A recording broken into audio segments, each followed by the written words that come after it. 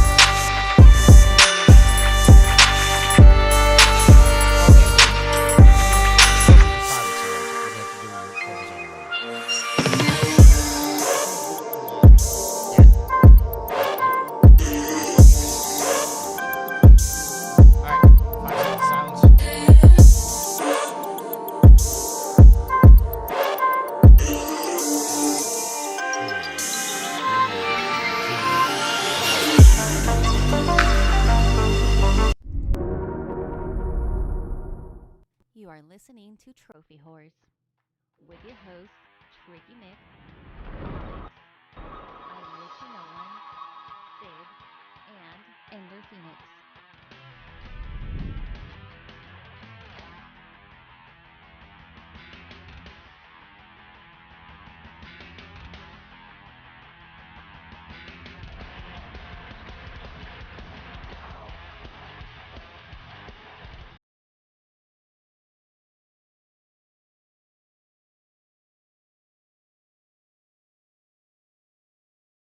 Hello, everybody, and welcome to Show Viewers. This is episode 596. I'm your host, Tricky Mick, alongside with me, the man, the myth, the Alan Wake enthusiast. It's Alex. Well, there are many of us out there, like our good friend James McCall. But Tricky, I'm just glad you're here tonight. I didn't think you were gonna make it. To be honest, I didn't think I was going to make it either, but you know what? Duty calls, and I'm here. Well, you would have had good reason, but we're glad you're here. He is the man that keeps the embers burning. It's Matt G. How you doing, sir? So I think you and I are in the same boat, right, Tricky? We both had the week off, and now we got to go back to work. Well, I don't.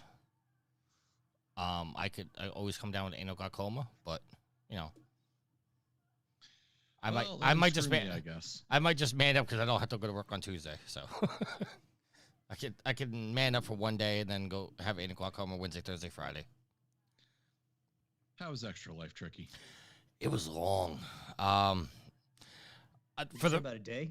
Yeah, a day and an hour actually. This was the first year I did it that I could not sleep the night before. So I lay down approximately like 9 o'clock, and then I woke up at 11 and just could not go back to sleep. There's nothing I could do. So, yeah, it was long. Sweet Mama D took over for about 2 hours. I didn't tell anybody on the stream, but, you know, while she streamed for 2 hours, she did some Undertale. I went and took a nap and then joined back, got right back into it. But I did have to cancel an hour early this morning, if you guys saw the Facebook post, because for some reason my internet just decided to take a shit. So, about 7 o'clock this morning, I had no internet. I thought you all had that fancy internet up in New York. Oh, I do, but for some reason, it just decided to kick out on me. But it did it a couple times during the stream. I don't know why it was doing it. The other times it did it, it came right back. And this time, the last time it didn't. Let's introduce our guest. Andy, how you doing, sir? You're from It's about time talking about your crappy internet for like 10 whole minutes. We've only been recording for 3 minutes. And the first minute of that was getting us started. So stop with your nonsense. Don't come in here causing trouble already. Can I just say you almost have done 600 episodes of this beast? We have. That is commendable. You guys, I'm impressed. Like legitimately impressed. That's an accomplishment. And not to toot his horn, Matt has really brought some life back into the podcast. So I want to give Matt the love and praise. I'm surprised Alex has stayed with me as long as he has. Yield the same. But What, you saying I ain't got no staying power? no, I'm just surprised I haven't pissed you off enough where you just said, "Fuck it, I'm not podcasting with Tricky anymore." Well, you were talking shit about Andy earlier, and I was about ready to get up and leave the room. I'll tell you that much. I was like, I can't stand this very much longer. Andy, I gave you a cover image because you're not using the camera, and I'm now looking at it thinking that's not your logo. I was gonna say that's not your face.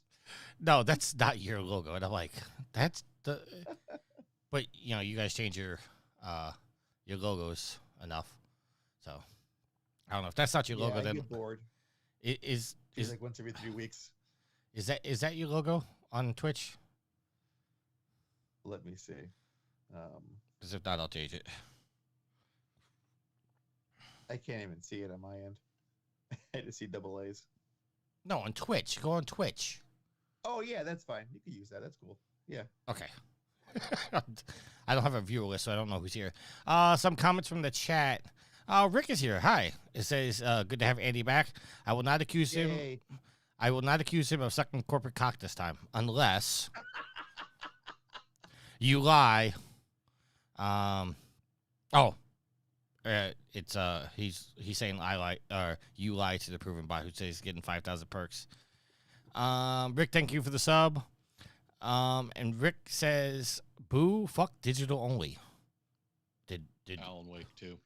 Oh, got it. Well, aren't they going to release a physical edition of it? I think there was a story about it, but I don't know if that was actually ever confirmed. That's what I'm waiting for. I'm itching to play it so badly. I've heard such great things, but I want the physical media.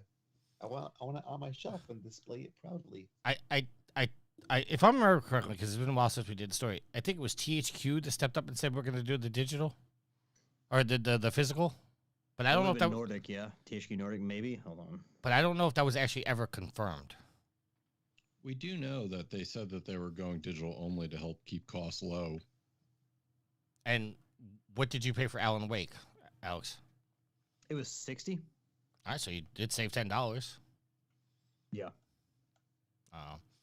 I will say Tross is trying his hardest to get me to play Alan Wake 2. He keeps telling me it's his game of the year so far. Oh, God damn it. I mean, we'll talk about it because I've been playing it. I will talk about it when we get into what we've been playing. But I mean, yeah, I have thoughts on it. I don't know. I'm not early. I'm still too early to say game of the year or not. But I mean, there are quite a few people out there calling it, their favorite game of the year. So,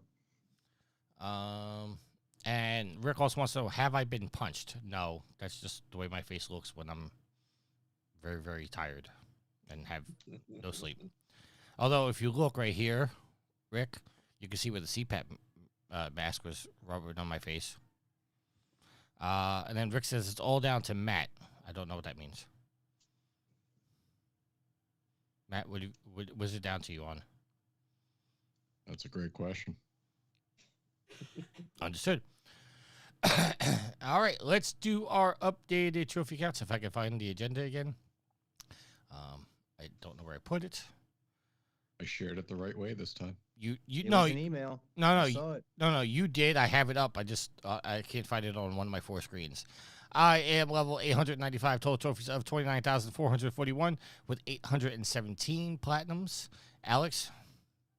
I am level 497, total trophy count of 9,503, and a platinum count of 163 in 162 games. I, for the second week in a row, got a platinum trophy.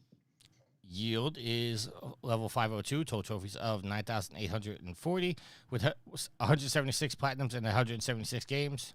Matt? Level 218, total trophy count of 1,282. I went up by 3. Yeah. Must be that Spider-Man.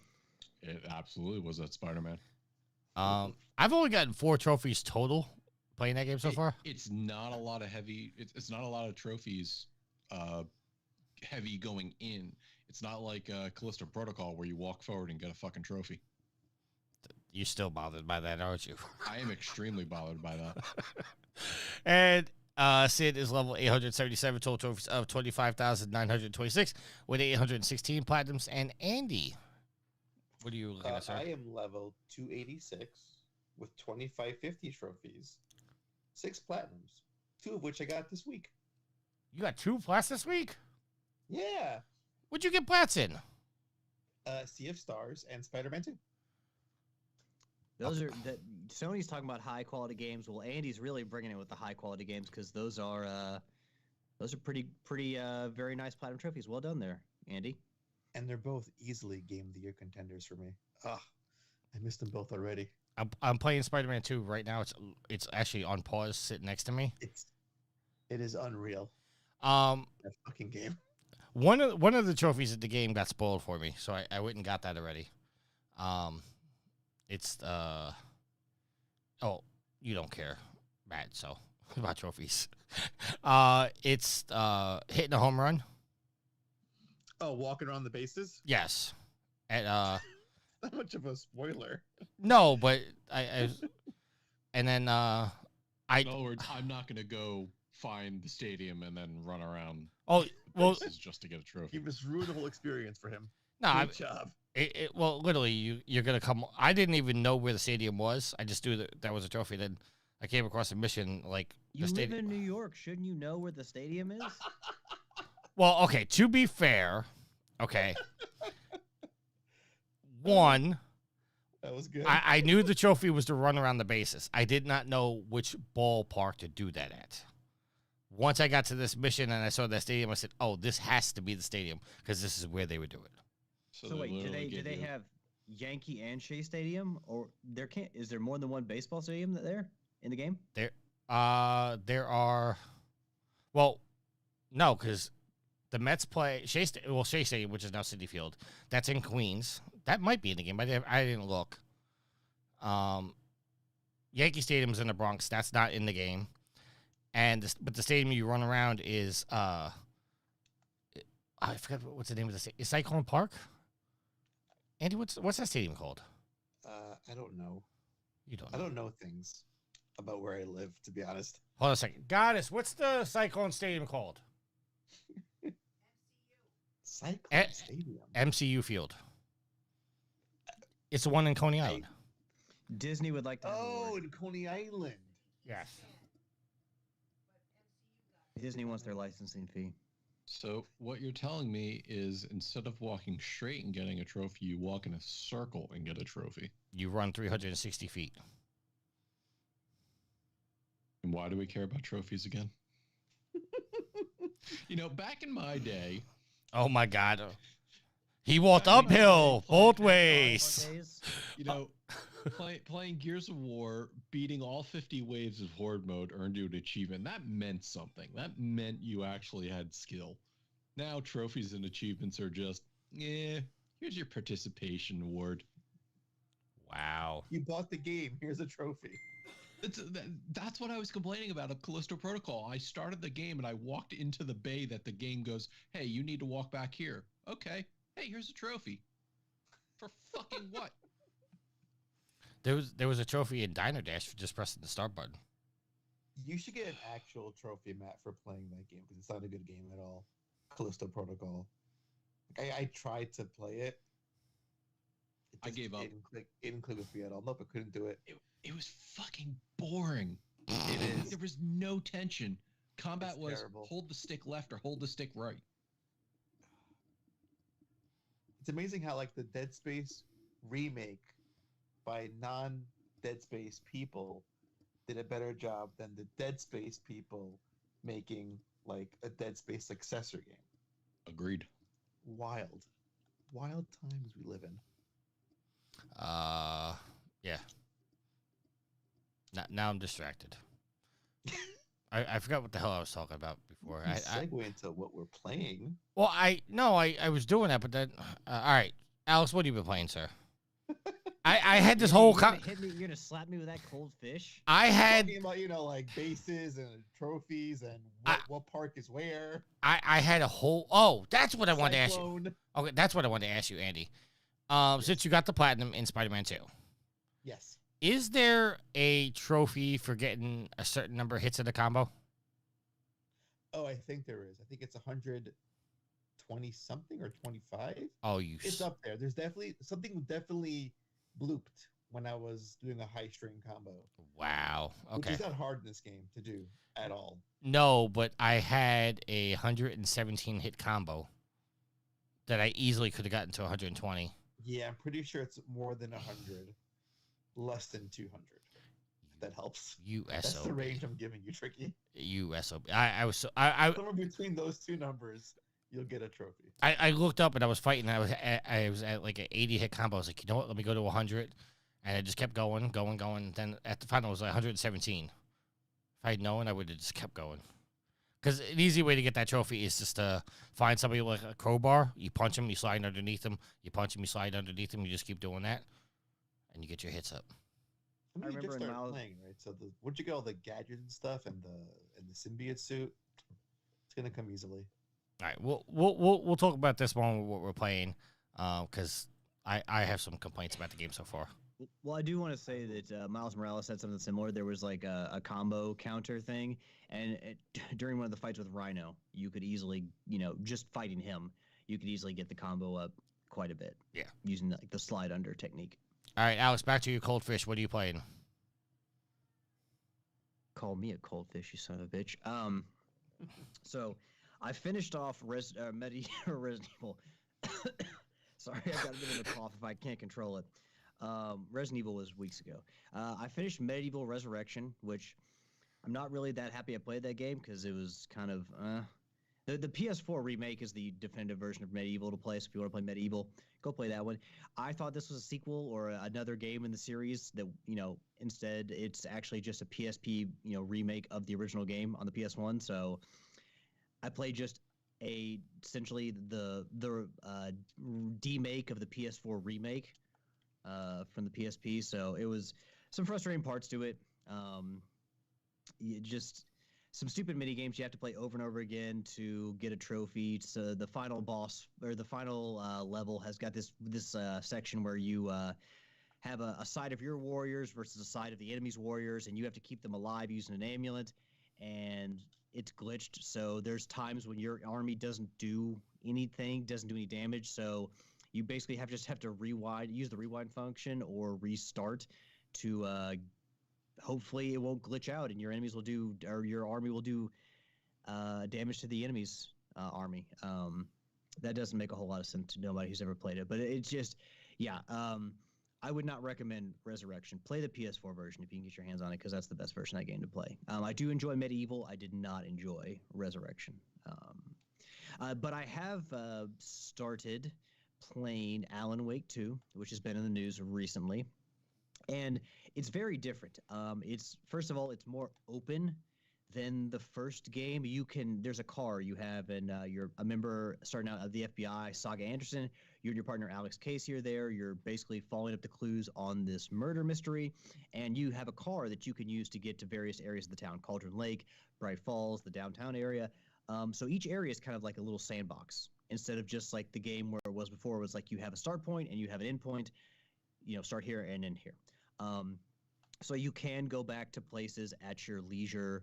I'm not a huge fan of sandbox and open world games, but I will say that the areas are small enough to where it's not too much of a hindrance, and you do have a map, so it's not too much trouble to find your way around. They did also implement something called the mind space in this, and they tell you early on this is not a pause menu. So if you are under attack by enemies, do not go to the mind space because they will still be able to attack you. But essentially what it is at the start of the game, you are, as an FBI agent, essentially a lot of the game is puzzle, solving puzzles. It's not just combat. It's a mixture of the two. And the game kind of has a slow start to it because they're trying to teach you these new mechanics.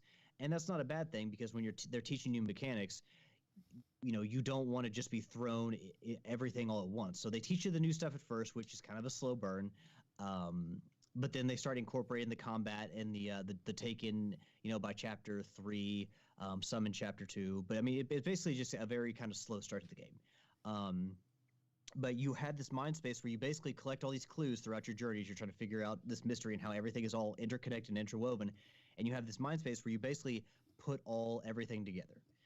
Again, it's just like oh god, what's that? The thumb pad on the DualSense. You just hit that, and you can go to the mind space from the real world action, and it basically just allows you to make conjectures, review all your collectibles, put all the clues together on this giant board, so you can kind of figure out what's going on where. So a new mechanic, obviously, that was not in the first game, because the first game was basically like, hey, there's we collect these pages and we just go and shoot things. So I mean, overall, like I said, I think I'm in chapter 4, but it's been a slow burn. I will say the combat, the bullets feel really heavy, and what I mean by that is they make you feel the impact of the shots. Like when you shoot something, you feel a fucking impact. It feels actually significant. So, which I definitely do like. That wasn't in the first one. Huh? That definitely did not feel that in the first one. I mean, it sounds silly, but you almost feel this kind of like boom reverberating against you just by like the sound design and just how it just feels to shoot something, which I do like. But yeah, the game is far more about exploration than the first one was. They took away the coffee thermoses. You don't have to collect coffee thermoses anymore. There are other collectibles in the game that I think make a little more sense because they're more story related. But they do have the save spots are called break rooms, where you do have coffee thermoses there, and you can save at a coffee thermos. So the coffee thermoses are still included, but they're just not 100 of them scattered throughout the world that you have to collect. So my only thing is a little bit of a slow start, but they are trying to get you used to the more puzzly aspects of the game. So it's not just, hey, walk around, shoot stuff with your flashlight. There is that, but it's there's also a bigger chunk that is, explore and solve puzzles too. So I don't really, obviously I can't say whether it's my game of the year, whether it's the best game I've played, because I just feel like I'm getting into the game, getting past kind of like the tutorial stuff into the game. But I am enjoying it, and I'm glad to see they evolve the formula to not just be like, oh, Alan's in the forest again. Oh, it's the dark. Oh, shine your flashlight over here. Like there is more meat to the bones on this, which I do appreciate that they took the time to actually evolve Alan Wake and make things a bit different. And they also, the Federal Bureau of Control, the FBC, is also part of the story in this. I don't know how integrated they are into it, but from the cut, they talk about the FBC. So all those ties they started to interweave in Control, they're continuing to do that with the world of Alan Wake and Control. So. But I mean, overall, it seems like a good game. I just, need to get more into it before I have a fully formed opinion on it. All right. Let me catch up on the chat here because I was not looking at the chat before. There's some comments here. Rick says 600 episodes, yay. Says Matt has more trophies than me in Spider-Man 2, but he has more in Callisto, though. And then Rick says, I thought you were a sports fan. I am a sports fan. I just don't care about the Mets. And then she said, instead of, he thought instead of saying MCU, she said, fuck, F you. And then. I mean, to be fair, that's something that the goddess would say to Tricky on a regular basis. Yeah. Well, no, she just calls me a Malacca. I'm sure. Andy, what does that mean? Andy, what does that mean? And you could say it. One word. And you could. It's jerk off. Yeah. Call you that? Andy, do I have the right to use that word? Of course you can. Go ahead. You have my blessing.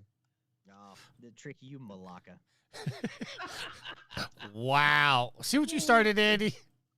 I didn't do anything. Oh, my Lord. And then he says, how about you get the trophy for beating it? I will. Oh, I guess he's talking to Matt for beating Callisto. He said, Callisto's great. Fuck you all. And then V says, have you found your sound on my stream? I don't know what that means. Rick says, flying can fuck off in Spider-Man 2. Rick left because he thought I was going to spoil it. I would have said the rest of saying I'm not going to spoil anything for him. But yeah. Matt last week trying to spoil shit for Matt, and he had to. I didn't spoil anything. Put it on mute for a minute. I didn't spoil anything. That's in the eye of the beer holder. No, beauty is in the eye of the beer holder. I'm going to send Rick a message. Matt, why don't you tell us what you're playing, sir? So, spending the week up in Maine, didn't really have access to my PlayStation 5, so Spider-Man 2 had to wait until I got back. You were up in Maine. You were playing Alan Wake for real. Yeah, right. Dude, here's the thing that V and I found out. Don't go to Maine at the end of October. Nothing is open. They are all closed for the season. We actually came back a day early. The place we stayed at was not great. So, spent some time playing more Super Mario Wonder, which is just an awesome, awesome, awesome game. Can't recommend it highly enough. Put more time in my VR headset on Population 1. Got a couple W's there, so that was fun. Bought a new game called Drop Dead the Cabin, which uses the Quest pass-through. You get to play in your own space, and you use your windows and doors, and you get attacked by zombies and other monsters, and they come through the windows and doors of your house, and you have to defend your like connection point or satellite from them. And just like any other FPS, it's wave-based horde mode. You get stuff as you progress, and it's just a really neat way to use VR to augment your situation. So I also got back, played more Spider-Man 2 today, put some more time into that. But the new game that came out that I really want to talk about is a game called Slay the Princess. It is a unreliable narrator type game. The animation style is all black and white with a splash of color here and there, notably red for blood. And you get put in a situation where you're told you have to go into this cabin, go into the basement, and slay the princess. And you guys have played Stanley Parable, right? I haven't. Okay. It's your actions are getting narrated. And through this, you have options. You could say, wait, why do I have to slay the princess? Do I get a reward for this? Or wait, I can't wait to off a princess. And every choice you make molds the way the game plays around you. Choosing one path, you can go into the basement and the princess seems totally normal. Then another playthrough, you go into the basement and there's something off about her. She's angry or mean, or she's tough and sinister. And it requires multiple playthroughs. I think there's like 3 different types of endings, but there's a multitude of variations of the way that the princess can appear to you in your interactions with it. So basically no one playthrough is the same as the last. And there's a couple twists and turns and neat things that you find out along the way. But the game just released. It actually got delayed 3 days from October 20th to October 23rd, right in time for Halloween. Very spooky, very macabre, and the voice acting is great. I wouldn't call it like a rat spam because it requires choices. You don't just click forward, but you can complete a playthrough in about 2 hours, as long as you skip the majority of the dialogue. But it's really allowing yourself to be sucked up into the world, to try to make the best of a bad situation. Sometimes you might want to reason with the princess. Other times you might want to just go down there and stab her with a knife. But then something happens and you're looping back. And the interactions just get crazier and crazier from there. So it just recently came out. I think it's only on PC. I don't know. I don't think it's on anything else, but it's this developer's Black Tabby Games second game. So I really want to go back and try their first one. They say it's very similar, just a different setting, so to speak.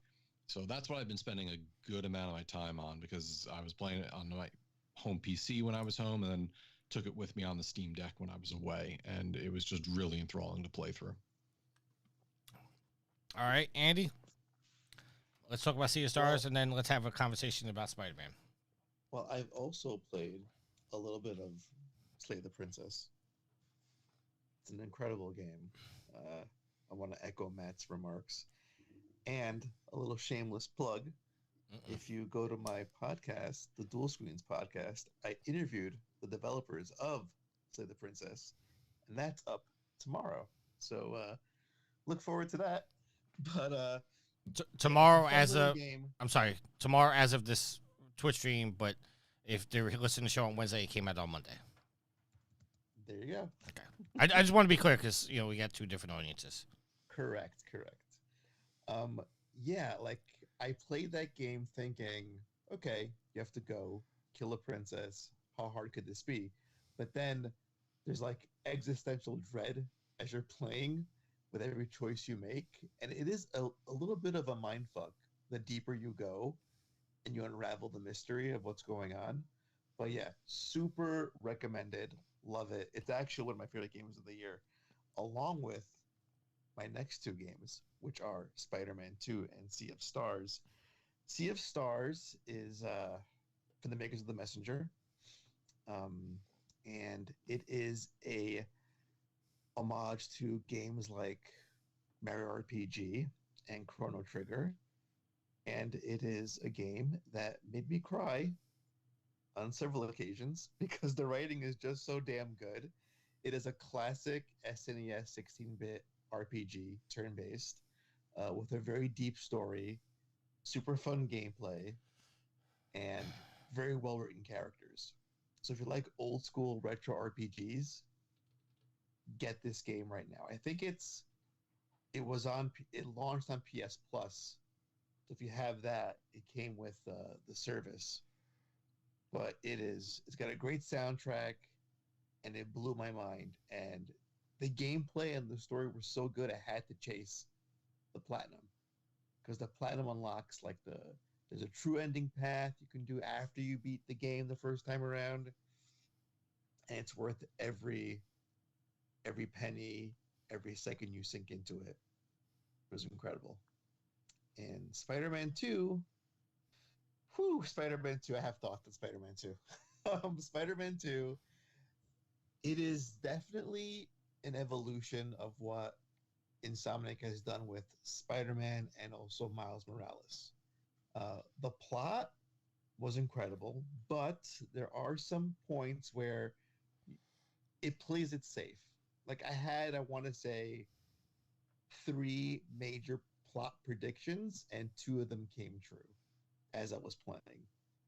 So it doesn't really, there's no huge surprises, I would say, as far as the story is concerned, but it is very well put together, very well acted, super emotional, also a bit of a tearjerker, that game.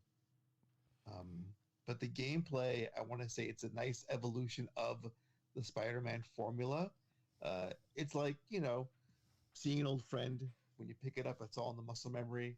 You're doing combos, you're throwing your gadgets out, and then once you get the symbiote suit, then things get dialed up to the next level. It's kind of funky having to have Miles and Peter as choices, because I prefer one over the other, but the game does force you to use certain ones at certain plot points throughout the game. But yeah, it's also like you have to relearn how to use each Spider-Man as you basically switch during the game. But aside from that, great experience, great title, and I'm waiting for more from this team. Yeah, I don't want to say Spider-Man 2 is a bad game in any way, shape, or form, but now that I'm playing it, I'm not understanding why everybody was like, this is the best superhero game of all time. Oh, it is. Okay, hold on. It is a good game. Oh, it is. It is a good game. I'm not putting that in any way, shape, or form. No, it is. I just think this was more Spider-Man. It's like I talking to Tross. Tross tells me once I get to a certain point, I'll understand and I'll feel differently. But what I'm doing right now, it just feels like a continuation of the original Spider-Man. There's nothing really standing out to say this is a better game than the first one, to me at least. So again, I don't know how far you are. Okay, but we're not gonna do spoilers. I'm not gonna have any spoilers in this conversation. Okay. I'm just gonna say, have you gotten the black symbiote suit yet? No. Okay, so you've seen none of the game really. Okay, fair enough. Because it doesn't happen early on, but it happens a decent way through the game.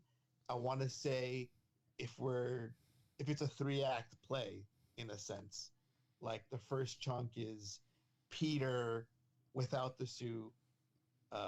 Second is Peter gets the suit, and then like 3 is like Venom, so to speak. So those are the three acts. In the most non-spoiler way imaginable I can put it. And you've barely scratched the surface. Tricky, this game will do things that will blow your mind. There were sequences and segments and boss fights and moments that I was literally like jumping out of my chair with excitement. Okay, well, I just sent you a message on Facebook Messenger exactly what mission I'm doing right now to give you an idea. But yeah, you've seen nothing. And yes, best superhero game ever. Well, I mean, there are people that saying that Asylum and City were better. No. Not. First of all, again, City is better than I might Asylum. be a little biased because I'm more of a Spider fan than a Bat fan. And I can appreciate what the Batman games did years ago. But this is on a whole different level. Again, I want to be clear. It's a shame that you don't know what I'm talking The- about. all right. When you get there, you'll be like, okay, I agree. Yeah, I see it. All right, but it's like I said, I'm not trying to poo-poo on the game at all. I'm really not. I'm just saying I feel like you're in no position to either poo-poo or praise. Okay. You don't know. Okay. You don't know. That's what Tross is telling me too. So It seems like you're in the same position that I am with Alan Wake. Is that, like I said, slow start, but I feel like I'm just getting rolling, so I can't really say anything. As the game now the game's taught me what it wants to teach me. Now it starts the ball rolling, and it's kind of unfair to judge it one way or the other. I feel like that's where you are with Spider-Man, Tricky. okay, fair enough. Here's what I can add to that. It's the combat system that it starts you off with is base level, kind of midpoint from Spider-Man 1 or Spider-Man Miles Morales. You've got your basic combos, a couple extra things you could do.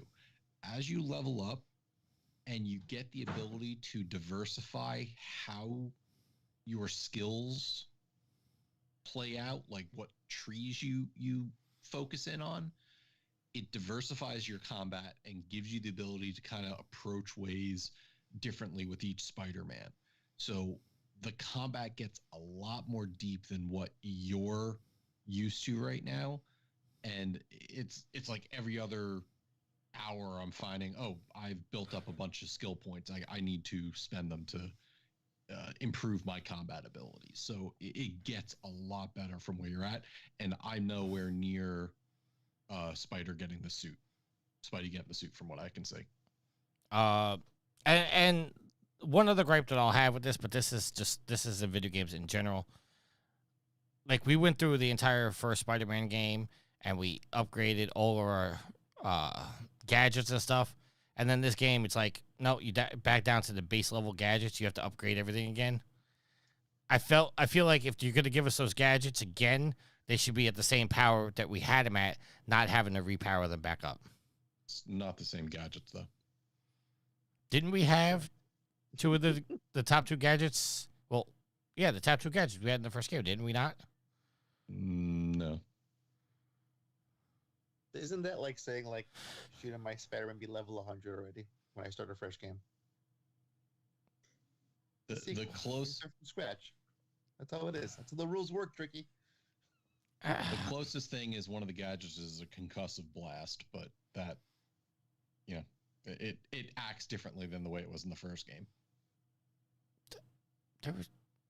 I distinctly remember. All right, you know what? We're not gonna do this because I don't want to spoil anything. I already pissed Rick Play off. more of the game. It's like that's the ultimate conclusion here. All right, let's get it. And the other thing I've been playing is Division 2. You and your goddamn Division 2. You know what? I love that game. Okay. Now, Can't stop, won't stop. When Division 3 comes out. you want to have all your levels and guns maxed out when you play that too? Yes. It's never gonna happen though. But go on. I'm looking at my PS5 right now. Right now, I have 2,228 hours in Division 2. So let me put that in perspective. I've been playing Rocket League since 2016. I have under 700 hours in that game, and I play every week. Holy crap, tricky. Yep. Hold on a second. I have 1,000 hours in Death Stranding. It's fine. Alexa, 2,228 divided by 24. 2,228 divided by 24 is approximately 93 days of my life I've been playing that game. Oh, it got sadder. How do you have time for other games? How do you have time for other games? I had spent 93 days playing Division 2. Listen, a buddy of mine, before he passed, he was playing World of Warcraft, and when we went to his apartment to clear out his apartment after he passed away, he had one of those the counters on the bottom tell how long he was playing. He played World of Warcraft for 1 year, 4 months, and 1 year, 4 months, and 8 hours as the clicker was on the screen at the time. So I'm not as bad. I will refrain from asking. Let's bring it back. I will refrain from asking the question that is obviously on everybody's mind right now. What's that question? Did he die playing World of Warcraft? Did World of Warcraft contribute to No. passing? No, he was young and We don't. I mean, we don't need the details. No. He was young and just had a freak heart attack and passed away from it. Oh boy. He was 32 at the time. So, all right, let's get on to our news Trophy here. Wars, everybody! Woo! Let's get on to our news here. I want to give a shout out to Matt, who not only put the agenda together because I was too busy doing Extra Life yesterday, and he also did his notes as well. So I want to give a shout out to Matt for doing the agenda. Thank you, Matt. This is a very nice agenda, I must say. It's a lot better than the ones you always say, isn't it? Exactly. I was like, Tricky didn't do this. No. There's no way. Tricky. It's cohesive. It's well thought out. Andy's like, man, these agendas used to be like Spider-Man, except Spider-Man was made by a group of first graders and not Insomniac. And then this new agenda is like Spider-Man 2, made by Insomniac. Rick just came back in the chat and says, Tricky, V says, suck it. Listen, Tricky, if you do these agendas more often, I'll come back on the show on a more consistent basis. All right. First up, we have Naughty Dog director says he's still working on The Last of Us multiplayer. This is coming from Insider Gaming, written by Tom Henderson. Game director Vinit Agarwal says he's still working on The Last of Us multiplayer despite recent rumors of the project being iced. Earlier this year, Bloomberg's Jason Schreier, I can't stand that SOB, claim. Sorry. Because he actually reports on news. No. I'm not going down a Jason Schreier loop wormhole here. What? Wait a minute. You might have told us before, and I just don't remember. He's too biased in his reporting, and he gets too much praise for the stuff that what he does. You mean the fact that he's right most of the time? He's not right most of the time. I think he is right most of the time. No. Well, okay, to be fair here, I haven't really paid attention to him in like the last 2 years, but before I stopped listening to him, even when he's wrong, he's still partially right. Listen. Bloomberg as a whole does have like some shitty reporters in the game sector though, who just don't like Sony and like again not for a tangent, but I recall there was like a PSVR 2 like sold like 10 units. I'm exaggerating, obviously. right? But they sold like way more than the PSVR 1 did in the same amount of time. So like there's definitely some bad apples on that website, but I don't think Jason Schreier is one of them. He's been doing this for a long time. He's got great sources. No, listen, I'm not. Personally, yeah, I want to punch him in the face because he has a very punchable face. He has a very punchable face. Listen, Jason Schreier is good at his job. I'm like he has broken some major stories. I'm not taking that away from him at all. I just have a personal gripe against him. But let's get to this story. Yes. Earlier this year, Schreier claimed that Sony slowed down development on the title. However, a recent tweet by the developer has reassured the fans that the game is still on its way. I don't think it ever really was said that it was canceled.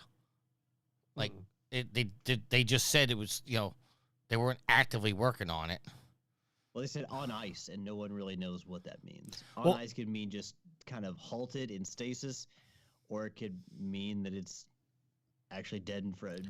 Well, this was also reported during the layoffs at Naughty Dog. But we found out the layoffs at Naughty Dog were from Q&A testers, not developers.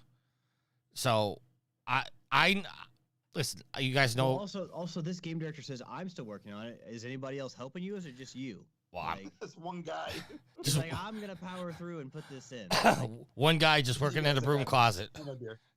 One guy's in the broom closet just doing it. I listen. You guys know I love my love of The Last of Us. I never really thought this was canceled. I think it was just slowed down. But then when the report came out and said it was just Q&A testers that lost their jobs, not that trying to make light of it. It wasn't the developers. I never really put much stock into the fact that this game is canceled. Like, it's never coming out. Andy, I'll give the floor to you, sir.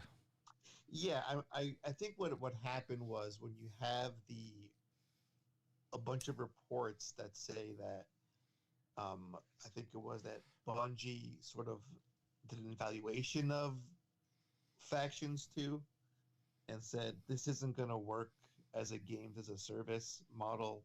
You got to go back and retool it.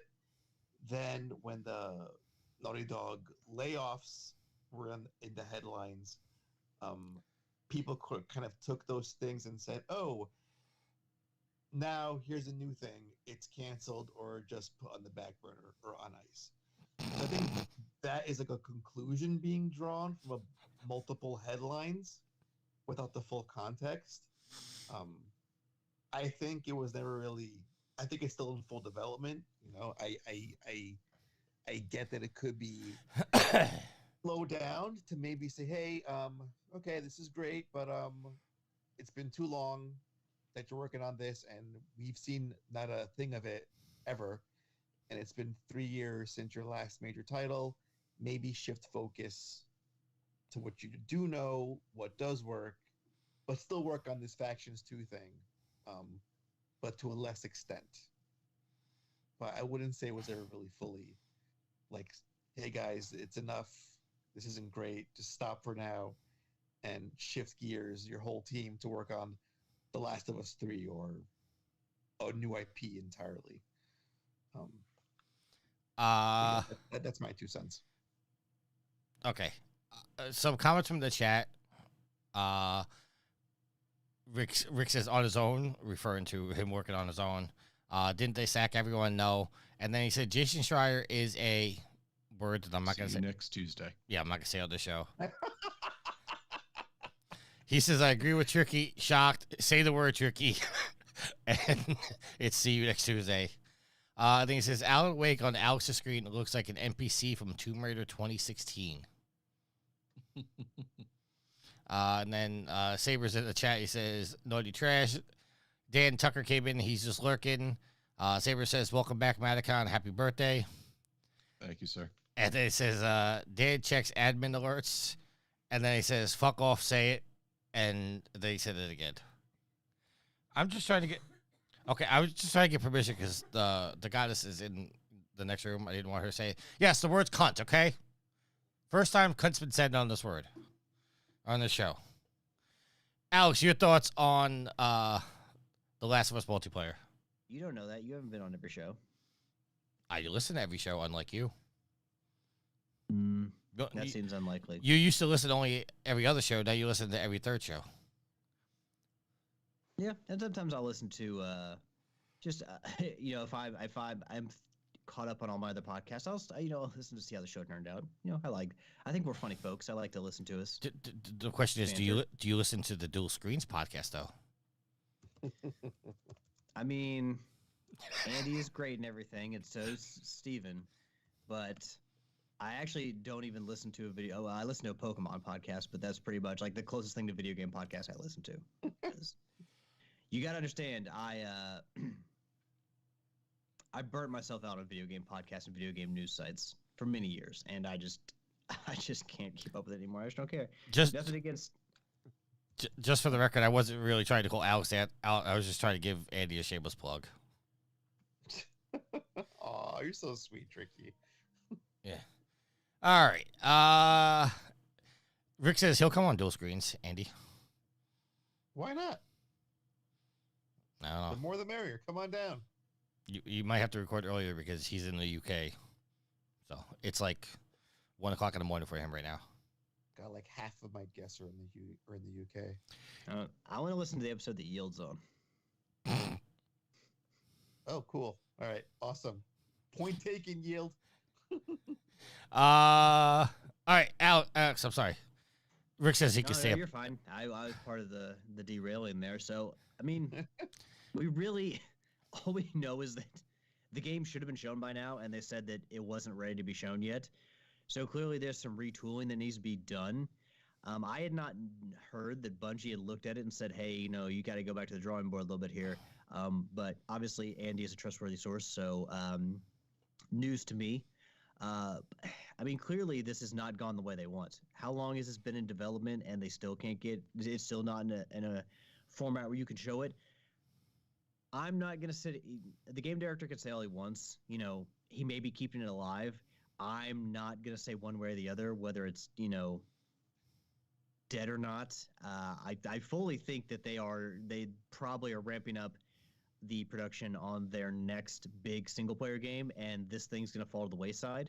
I don't think I'll say this. I think their next single player game will come out before Factions will. I don't think Factions will come out before because they clearly have a lot to figure out. Sony in general, not just Naughty Dog, but Sony in general when it comes to live service stuff, and they have a lot they need to figure out. They've talked about how it's been rough in a transition to that type of business model. So clearly this project, if it isn't dead, it's clearly in a spot that is not great. And if another few years passes and it's still not out, I would not put it past Sony to cut and run and say, we've spent too much money on this. Let's learn from our mistakes and just go. But it may be alive for now, but I see it as it's more maybe just above life support. Like there's a small team working on it to keep it going, but I fully believe that Naughty Dog is moving on to the next big like Neil Druckmann led project, because you can't just have everybody focus on this multiplayer thing forever. All right, Matt, your thoughts? Oh boy, that deep sigh. Here's my thing. I love The Last of Us 1. I love The Last of Us 2.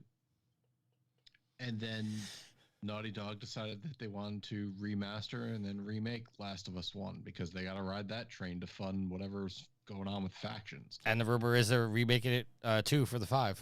Jesus fucking Christ. No. Stop. It's stupid. I could not be less excited for whatever they're coming out with, because I don't want to play Last of Us for any sort of multiplayer faction-based gaming. Just like I never played Uncharted for their multiplayer-based portion of the game. I played it for the story, to be invested in the characters.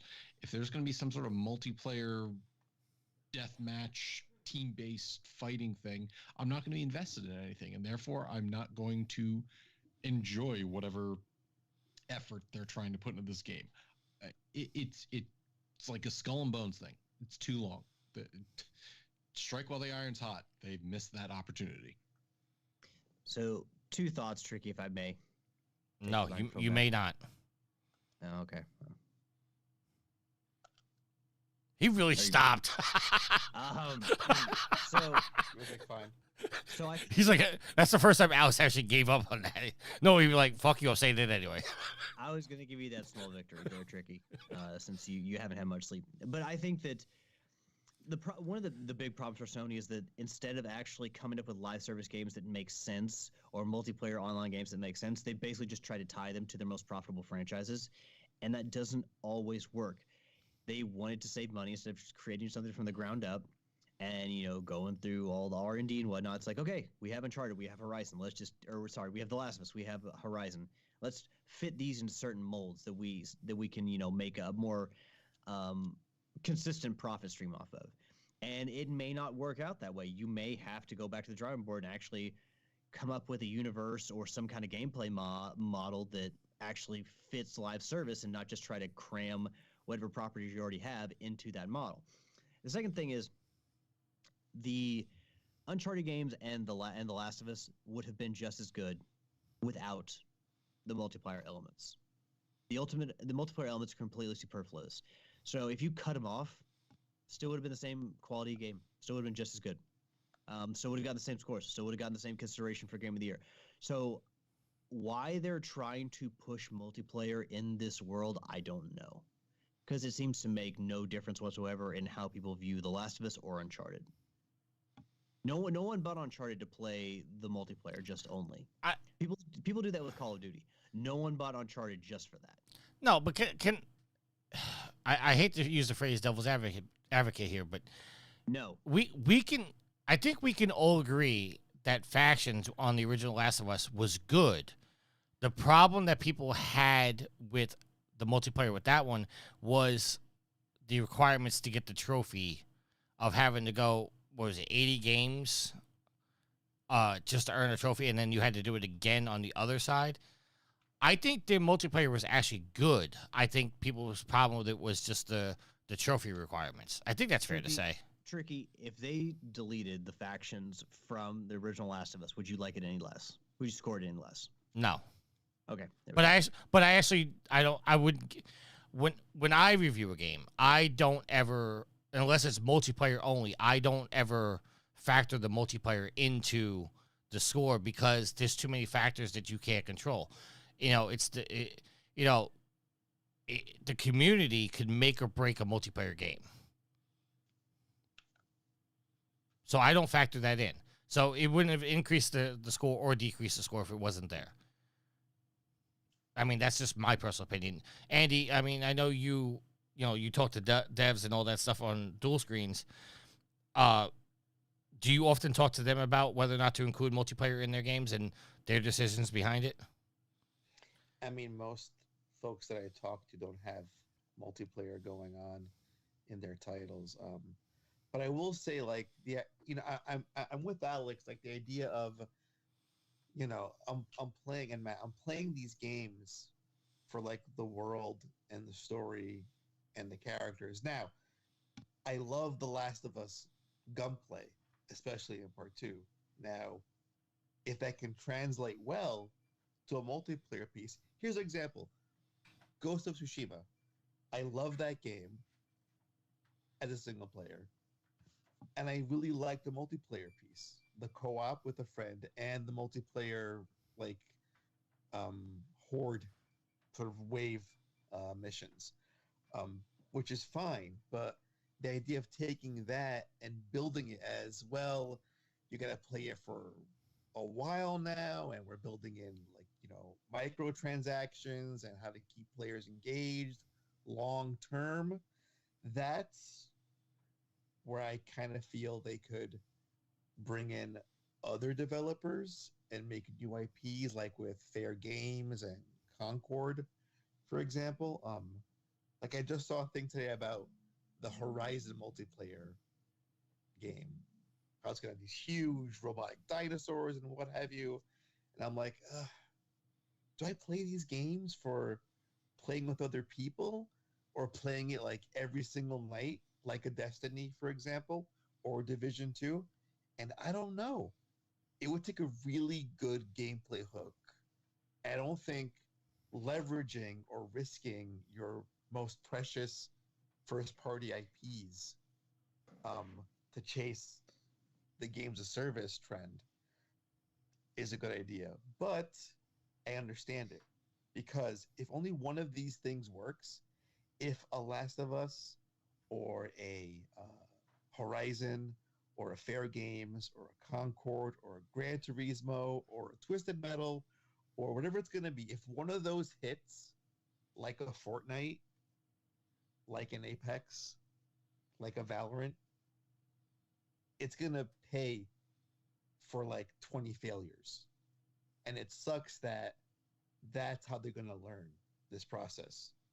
We're gonna make a bunch of these, and if one hits, it'll be worth it. And we'll waste how many hours of manpower, how many millions and billions of dollars to get there. And that's like the reality of it, which sucks.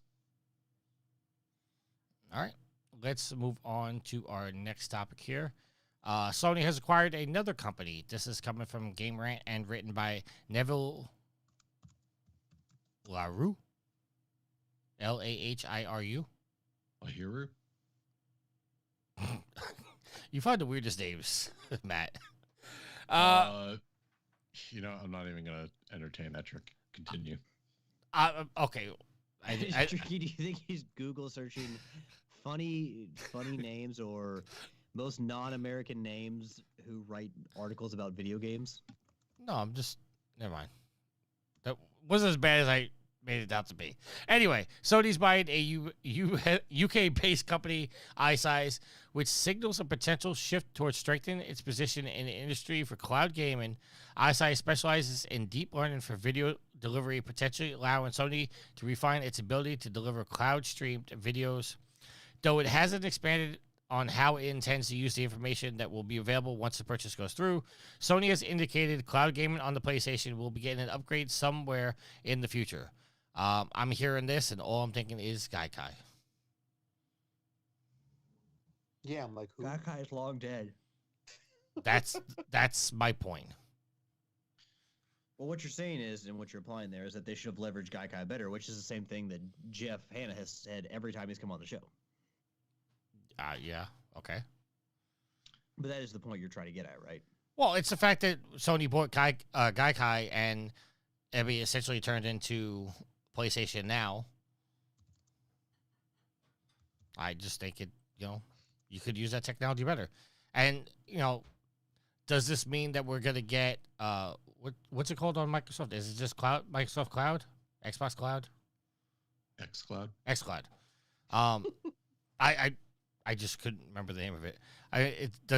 I'll go to you first, Matt. Does this sound like Sony's trying to make their own version of xCloud?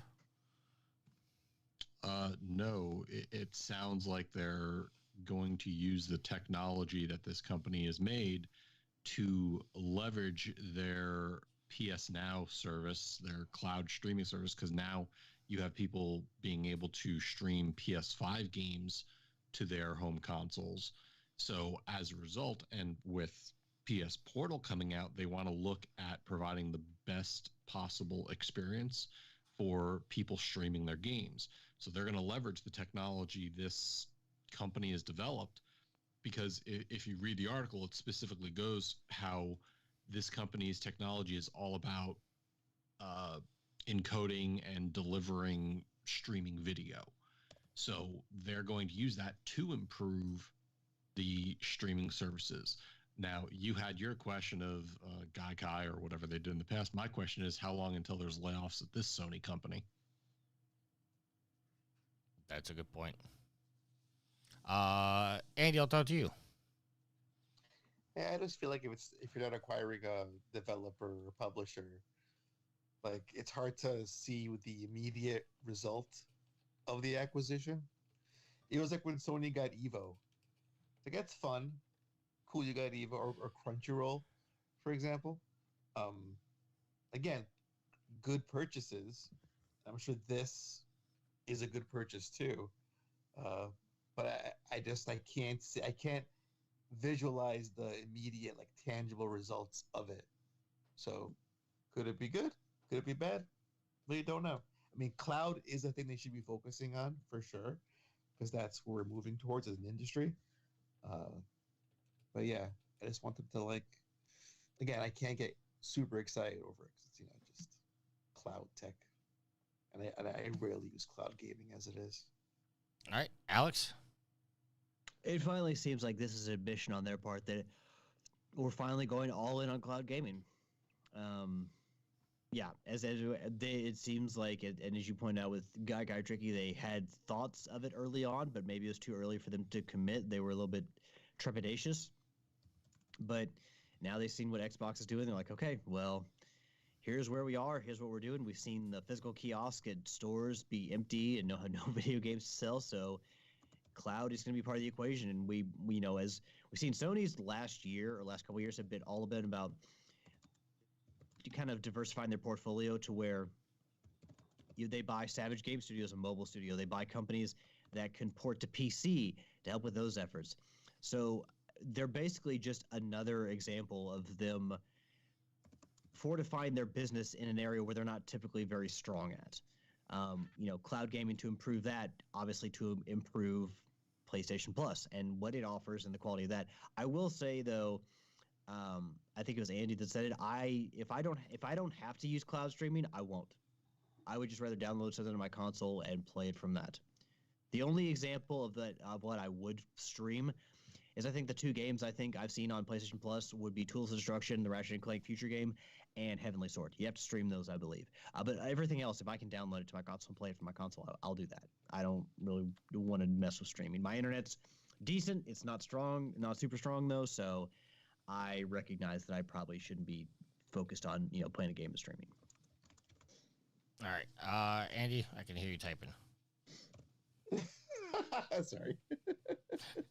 I sent you a message on Facebook, but you obviously didn't see that. Well, you have my audio. Just cut that part out, dude. Yeah, just making me more edits. That's all. Wow. So it's almost like you've never done a podcast before.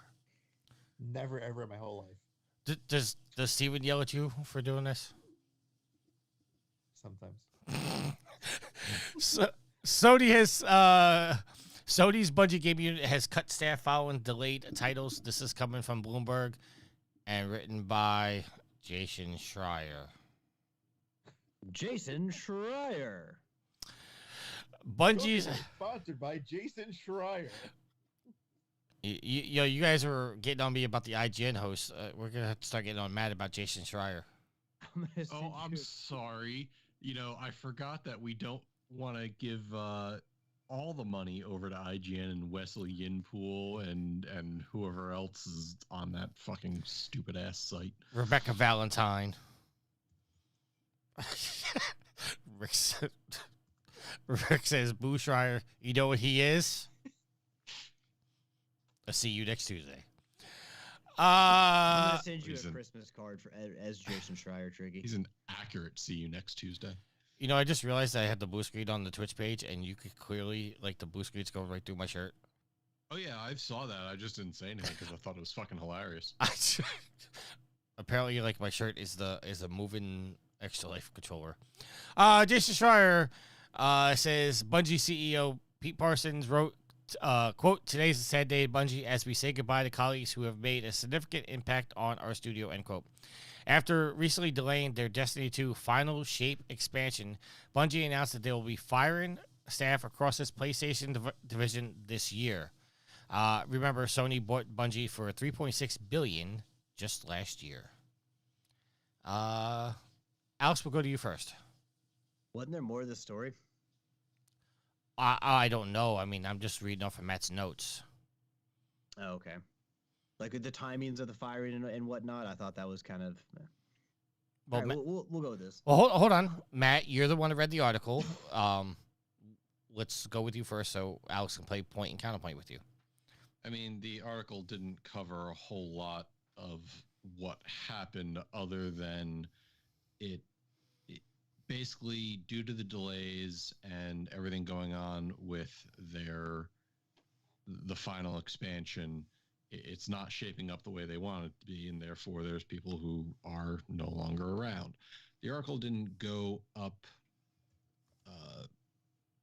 into detail of who was cut and why or how many, just that it occurred. So I really couldn't add much more to the comments as to what it was.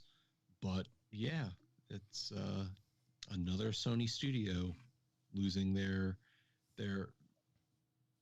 people. Now, I think, was this the one that we saw in a different article where it said this was Bungie's call, not Sony's. I Right. think that's what you're referring to, Alex. Yes, and how it was supposedly that they had received when Sony bought Bungie, they employees received vested shares in the company, but yet if they had to stay there a certain amount of time before they left, and even if they were fired before that time, those shares were reverted back to Bungie. That's right. Yeah. Okay. So and the that they other were fired. the last one day left in October, so they lost all their health benefits, since health benefits go to the end of the month. So yeah, Okay. it was all sorts of shitty. Just to put what Matt and Alex are referring to, I put a picture in our Trophy Horse Facebook group. This is coming from Paul Tassi on Twitter. He says the layoffs decisions came directly from Bungie's management, not Sony. This is not about Sony replacing Bungie employees with their own people. Many employee benefits, though not health insurance, only last until the end of the month if you let go. Laying off people on the 30th means a single additional day of coverage. And it says many employees have unvested shares as a result of Sony purchase. These shares would be received based on staying with the company for a certain number of years following the sale, but those shares revert to Bungie if you leave, even if you're fired, which is what's happening now to those of affected. So that was the picture quote. And then he went on to say, additionally, this may be a part of wider cost cutting at Sony in multiple areas, but as an independent entity who gets cut, the timing and terms as above are Bungie's decision. It says, to clarify an early point, the health insurance lasts until severance ends. Other benefits end today. So I just wanted to put in context what they were talking about. Yeah, so there's a little bit more to the story, but I mean, Bungie's relationship with Sony is something I would like to know more about, because you go to the PlayStation Studios homepage and it's got an updated list. It's got everybody there, except Bungie's not listed. Well, Sony owns Bungie. They're part of their games division. Why isn't Bungie considered part of PlayStation Studios, even if they maintain autonomy? Like, there's just a weird relationship between Sony and Bungie that I don't really understand. That has never been fully fleshed out. Like, I understand allowing them to maintain, not anonymity, but autonomy, and allowing them to publish multi-platform. But are they really part of Sony, or are they just kind of like Sony gets a cut of the profit? I don't know. But more layoffs in the games industry, more layoffs within Sony, in the video games arm. Yeah, it's not good. They had to, I don't necessarily think that delaying your project results in having to fire people. Shouldn't you be a little bit in a better financial position than that? But not knowing it, I don't know. I just hear this and it's like, you roll your eyes and it's like, here we go, more people are fired over what? Here's the big thing.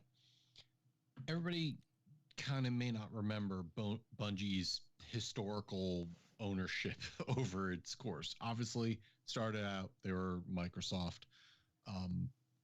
but then after they left and they started developing Destiny, and when Destiny 2 came out, they were under the Activision umbrella. And then they wanted to leave Activision, and then they were bought by Sony. So they've been under a number of publishers. And, you might think 3 is not a lot, but for a company that's been around as long as Bungie, the fact that they've hopped so many times, and each time that we've learned,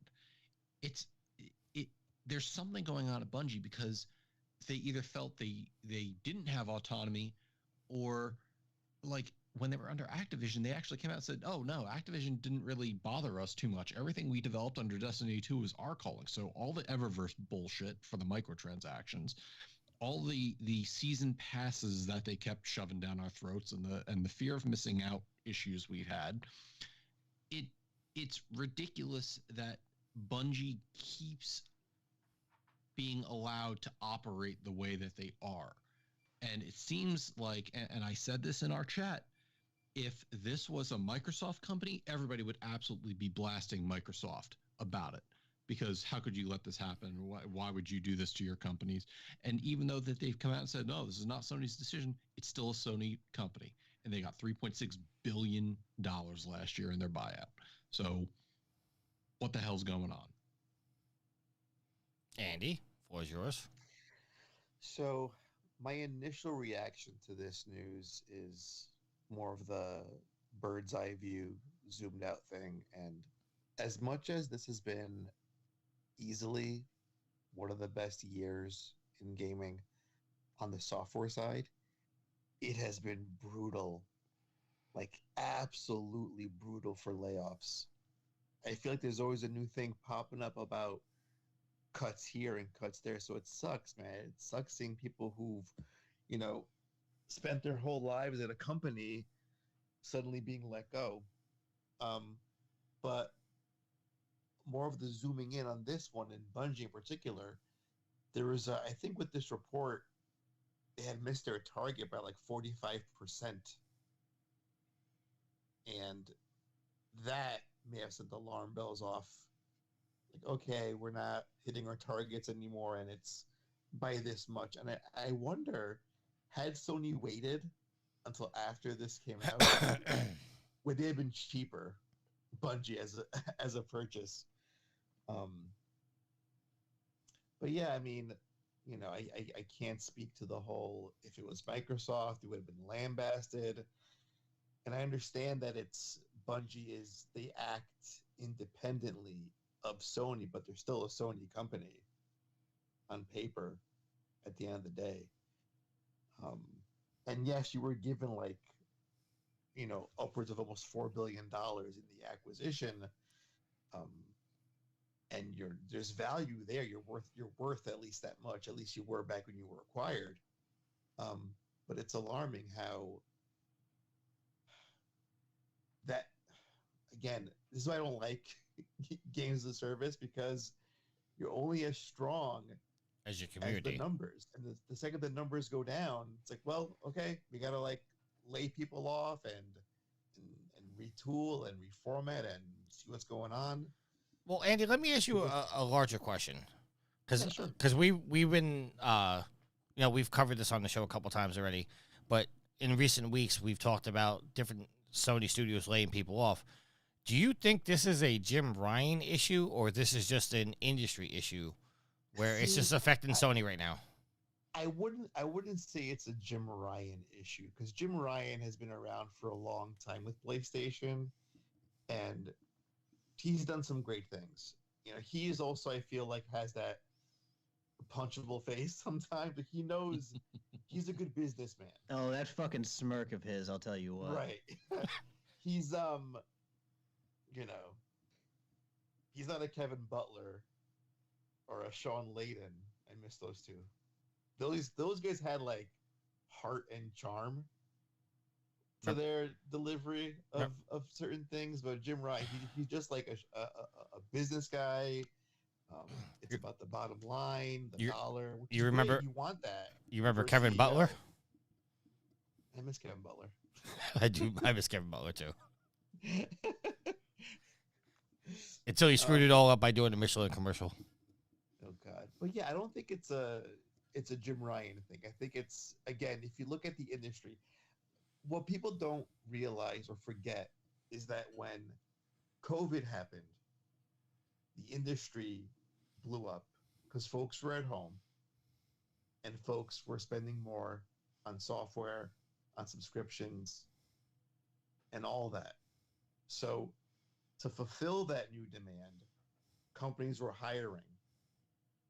Even in my company, some of our digital pieces had substantial growth over the pandemic. But then as that started to wane and folks started going back to work and we're touching grass again, I was like, oh, we have a lot of people here that we no longer need, because now things are returning back to the way they were beforehand, and we got to make some cuts. So that's also a factor. There was overhiring over the last 2 years, and now we're kind of course correcting. And then, of course, look at Embracer, who, you know, botched a $2 billion deal. But they also bought a shitload of companies and killed themselves. Correct. Well, you know, they bought them hoping they could leverage that into this deal. When that went tits up, it's like, cool. we're gonna fire a bunch of you. And then again, Microsoft also, when they acquire people, I'm sure when they fully acquire Activision Blizzard, there's going to be some redundancies there too. But that's part of the machine. That's expected. As long as COD goes, I think everybody would be happy. Correct. But yeah, I don't think it's a Jim Ryan thing. I think it's an industry-wide problem at this point. Games are they're costing way much more to make, man. That's the other thing. All right. Games are expensive, and they're getting more expensive with each passing year. All right. I think we do have to ask. Looking back at the Bungie purchase, and I was someone who saw it, and I was like, "Oh, yeah, that's good for them." Hey, they don't have a lot of shooters. Hey, they don't have a lot of games for service. Why not? But if you're going to spend almost $4 billion in a company, shouldn't you have a little bit more oversight? I mean, who knows how much oversight Sony actually has? But if I'm Sony and I'm spending that kind of money, I'm like, look, you guys want to keep going multi-platform? That's fine. You maintain autonomy to some degree. But we're paying for you. We need a little bit of oversight too, just so you don't go and just kind of fuck shit up. And if Bungie's not willing to give that to you, then say, okay, then I guess we don't have a deal then. I don't know. That seems like a lot of money to spend to have Bungie just doing whatever the fuck they want. It's just amazing how they spent almost $4 billion on Bungie, and they spent like what, $230 million on Insomniac, and that's like the golden goose for PlayStation right now. All right. Yeah. A fraction of the cost. All right, tying in our next like 4 Insomniacs with that money. Tying in our article before we go to our topic of the week. This is coming from techforgamers.com, and a former Insomniac employee, Jonathan Friedman, posted on LinkedIn that he and a few other people were laid off about 3 months ago as part of a head count reduction. However, the exact number of affected former employees was not given, nor a reason for the layoffs was provided. I think it's also worth note to hear that we probably weren't notified because, as Ro said on the show a couple weeks ago, unless they hit a certain percentage of layoffs, they really don't have to report it. So there were layoffs at Insomniac as well. Well, when you hear he said a few other people, that doesn't seem like a lot. I mean, headcount reduction makes it seem like a lot, but when someone says me and a few other people, that doesn't seem like too terribly many. It's like welcome to any company ever. They're always trying to reduce headcount everywhere you go. It's just the way that works. It works, dude, in the industry. Across any corporation, any company, you're always going to look at the numbers. Where can we save? Who can we get rid of? And unless you're like closing an entire wing, like, hey, this B team making the Wolverine team is gone. That's newsworthy. But like a couple of people. Well, it's also worth noting that we've reported this over the years. I mean, that as a game gets closer to launch, some people just aren't needed in their positions and they wind up getting laid off, and then they either find jobs at the same studio or another studio doing their job. After a while, you don't need the music people anymore. You don't need the mocap, coordinators, because that stuff's already done. Now you're just fine-tuning your game. So instead of just having them sit around, you lay them off and you allow them to go work with other studios or, possibly hire them back on next game. Those people off, or would they be signed to contracts and then the contract expire and they just go their own way? You would just outright lay everybody off. You wouldn't say, hey, we're going to bring you in to do music, and then once you're done, we're going to lay you off or fire you. Like, when they have a contract, be contracted for a certain amount of time, and then, I don't know, it's semantics, but I see that people being there and their contracts being finished up as opposed to being fired. If you're bringing somebody in for music, it's like, hey, you're bringing somebody from outside Insomniac. You're outsourcing. But if you're, like, reducing headcount or firing somebody, that's someone who's been at the studio on the ground and doing work for Insomniac for a while now. You're not bringing, semantics again, but I see that as different. Yeah, it could be just the choice of words they're using, too. It's also important to remember that Insomniac has 2 studios, one on the west and one on the east. So, all right. For the viewers at home, I put on a hoodie now, so I'm. Are you ashamed, Tricky? I'm not see-through anymore. All right. People came for a show, Tricky. Yes. All right. So at this time, we're going to throw it across the pond to Sid for this week's Sophie's Trophy, and I'm stalling because I forgot what button to press. Give me 1 second. I think it's this one. It's not a space station, everybody. Tricky. I'm back again with another Sophie's Trophies. I know it's been a while, but I do keep forgetting. So, before we start this week, guys, I just have a quick thing to tell you, or a little joke for you. Okay, what kind of sex does Pinocchio prefer? No strings attached. You see, I came up with that the other day, and my wife just stared at me like I was a complete idiot. So it should give you a clue as to the game we're doing, guys, and that is Lies of P. Now, I've not finished the whole thing, but I will say, if you enjoyed Bloodborne, you will love this game. I do think it is better than some of the FromSoft titles, namely things like Sekiro, but that really wasn't my kind of thing. I'm more a Dark Souls person, but I do think it's better than Sekiro, and it is probably better than Demon Souls, to be fair. So, the trophies, guys, there are a lot of trophies for killing bosses. There are a lot of trophies for upgrading weapons. I'm not going to go into detail onto how to get the ending trophies because that would spoil story things, but there will be names of bosses. So we're going to start with the platinum guys, which is Lies of P. And then we have Real Boy. They all lived happily ever after, and that is reach the ending. Then we have Free from the Puppet String, which is reach the ending. Then we have Rise of P, which is reach the ending. Now, these guys are all based on whether you tell truth or lies during the game. You have options as you go through. So we have the first puppet, and that is for killing the nameless puppet. And then we have strongest normal weapon. Strengthen a normal weapon to its max level. So you use shards of moonstone for this. Well, they're not moonstone, that's Demon Souls, but shards of moon. So you get different ones. You have crescent moon, half moon, full moon, and varying amounts do each upgrade. Then we have strongest special weapon. Strengthen a special weapon to its max level. Again, it's the same kind of thing, but it is a different type of moon. I can't remember what it's called, sorry guys. I'm a bit of an idiot. And then we have strongest Legion Arm. Modify a Legion Arm to its max level. So your Legion Arm, guys, that's a bit like Sekiro with his mechanical arm. Pinocchio has a mechanical arm also, and you have to upgrade it to its maximum level. Only one of them, you don't need to do all of them. There are quite a few in the game. Extreme Potential. Activate P organ to phase 5. So you will find quartz throughout the game, and then you will have a opportunity to upgrade Pinocchio using quartz, and there are 5 phases to using it. Each phase has 4 things you can unlock, various passive abilities, so you could get extra healing, you could get a extra dodge move, things like that.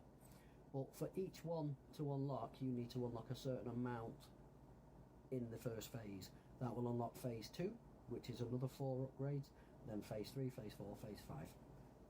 Like that. So you need to buy quartz or find quartz, use it to unlock the abilities in a phase, which will then unlock the next phase. Pianist of Krat. Krat is the name of the town that you're playing. Play a perfect tune on the piano at Hotel Krat. Legion Arm Collector.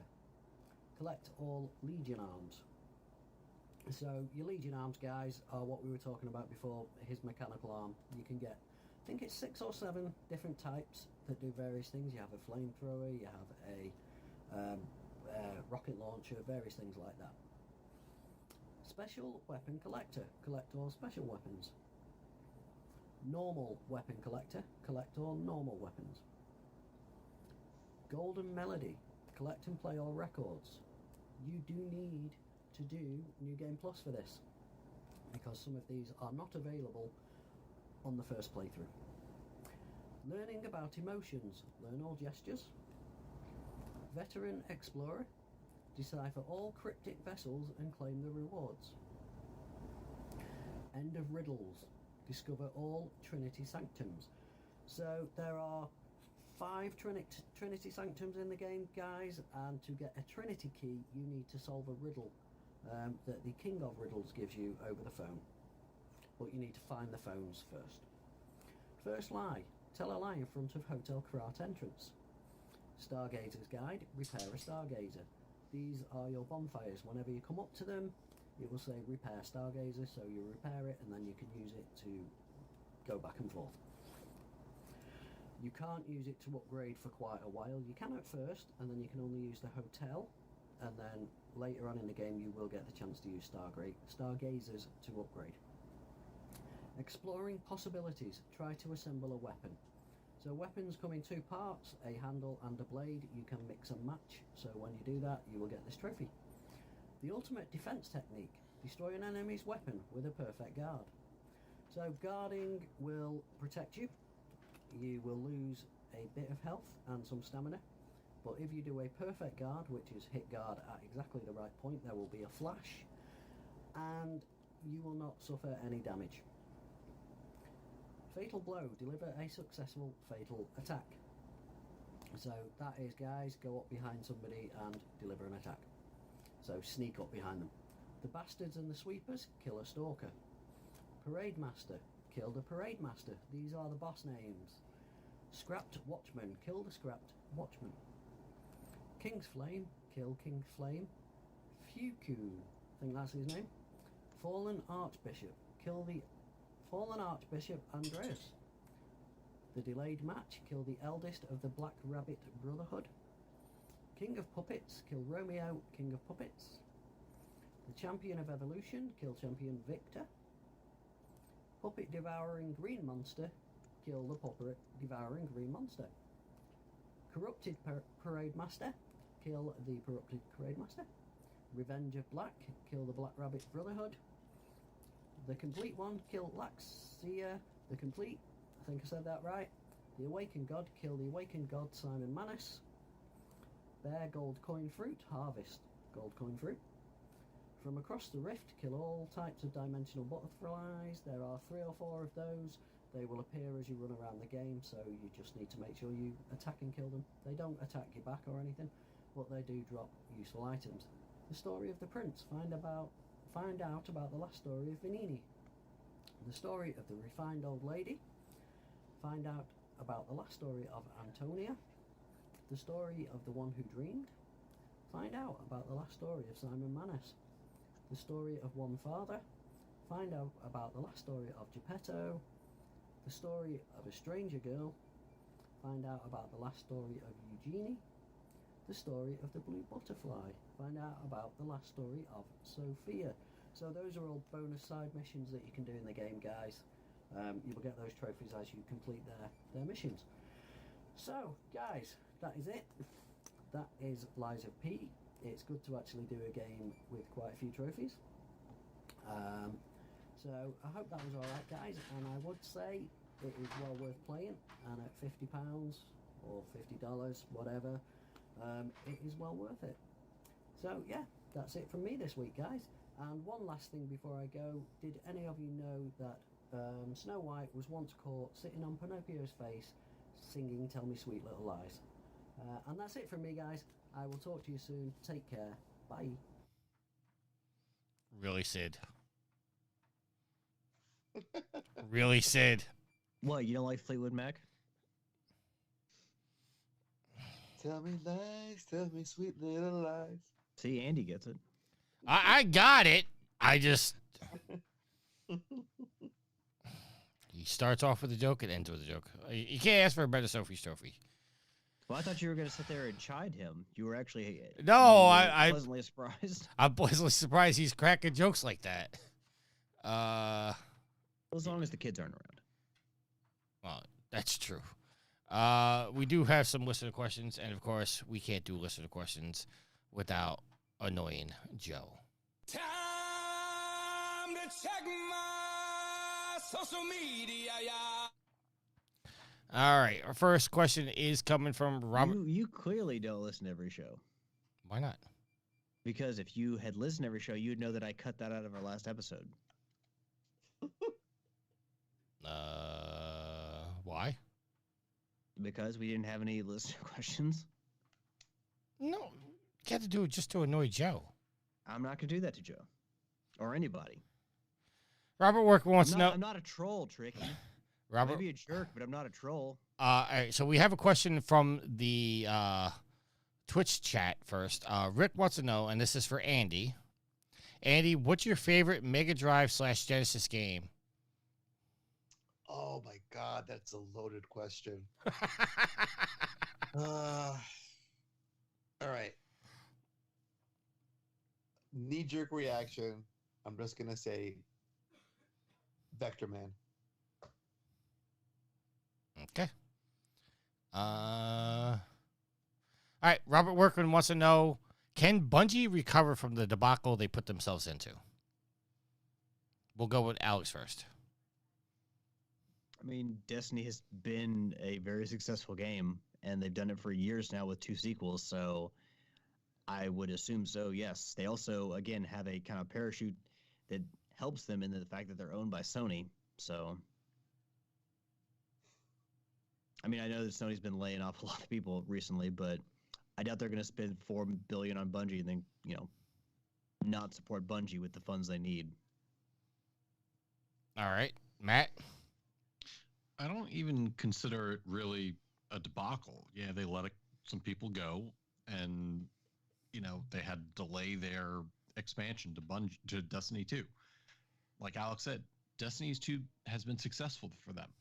I kind of wish they'd move on to something else. I know they've got Marathon coming down the pipeline, and I think that's even been delayed. But they're in no way. I'm sorry. I was just saying, but Marathon isn't even a new IP. It's an old IP that they're bringing back. Now, granted, it was way back that they're bringing it back, but it's not a new idea, so to speak. Yeah, you point taken, but that's still them moving on to something else. And frankly, the team that is now at Bungie did not work on Marathon back when the original came out. That's also a fair point. Yeah, so come on, guys. You've had Destiny 2 for years now. Yeah, it's a good IP for you, but honestly, there's a reason I quit it, and it's because I want to play games other than just Destiny 2. Tricky, I love you, but the amount of time you spend on Division 2, I'm not going to spend on any one game, even if it's Monster Hunter, because you know how much I love Monster Hunter, but I have other games I want to play. I play to the game until I'm satisfied with it, and then I move on. It's catching people into a loop like World of Warcraft or Destiny 2 or any of these other games that are meant to keep you engaged and suck as much money and time from you as possible is a drain on the industry. You guys covered this last week, and I wanted to bring it up as a point. Alex, last week you talked about how, there's a $10 DLC for Mortal Kombat 1 coming out. And oh God, it's a $10 fatality. Yeah, and seasonal fatality, by the way. Yeah, exactly. Christ. To everybody's point from last week, yeah. Is that something they could have given away? Yes. Should they? That's not for us to say. To Saber's point and to Daryl's point, and pretty much everybody's point last week, instead of making it $10, make it, $1, $1.50. You will floor yourself with the amount of sales that people will be going, oh, okay, I'm willing to spend $1.50 on that. But $10, this brings me back to, and I'm going on a rant here. This brings me back to when Piranha Games introduced golden mechs to MechWarrior Online. And to get the golden skin, a skin for the mech, because it shows how you really wanted to support the developer, was $500 for a golden skin. People were so incensed by this and so pissed off and angry. If there was a golden mech in the game, everybody turned on it, even if it was on your own team and team killed the player, because you're supporting the developer in just a greedy grab. Now, you can argue that extends to Patreon. There's people out there that have reasonable Patreons, like Proven Gamers, for $1, for $5, for $10 a month. You get multiple hours of entertainment. But then there's some Patreons out there that says, if you really love us, maybe you can give us like $1,000 per month. Fuck you. There's nobody out here that loves you that much. The point being is,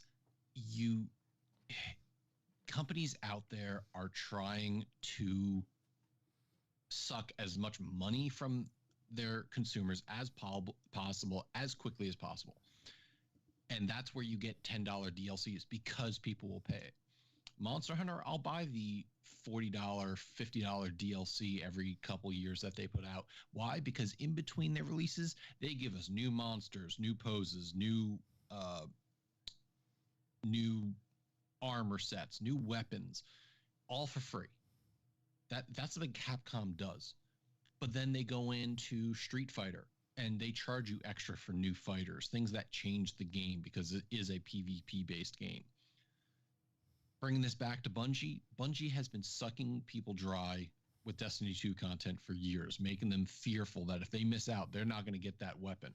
But then last year, was it, or maybe the year before, where they vaulted content that people paid for. The money I put on the table to buy something, they no longer support it in game because of reasons as far as storage and backups and things like that. So they literally took content away from people that they paid for.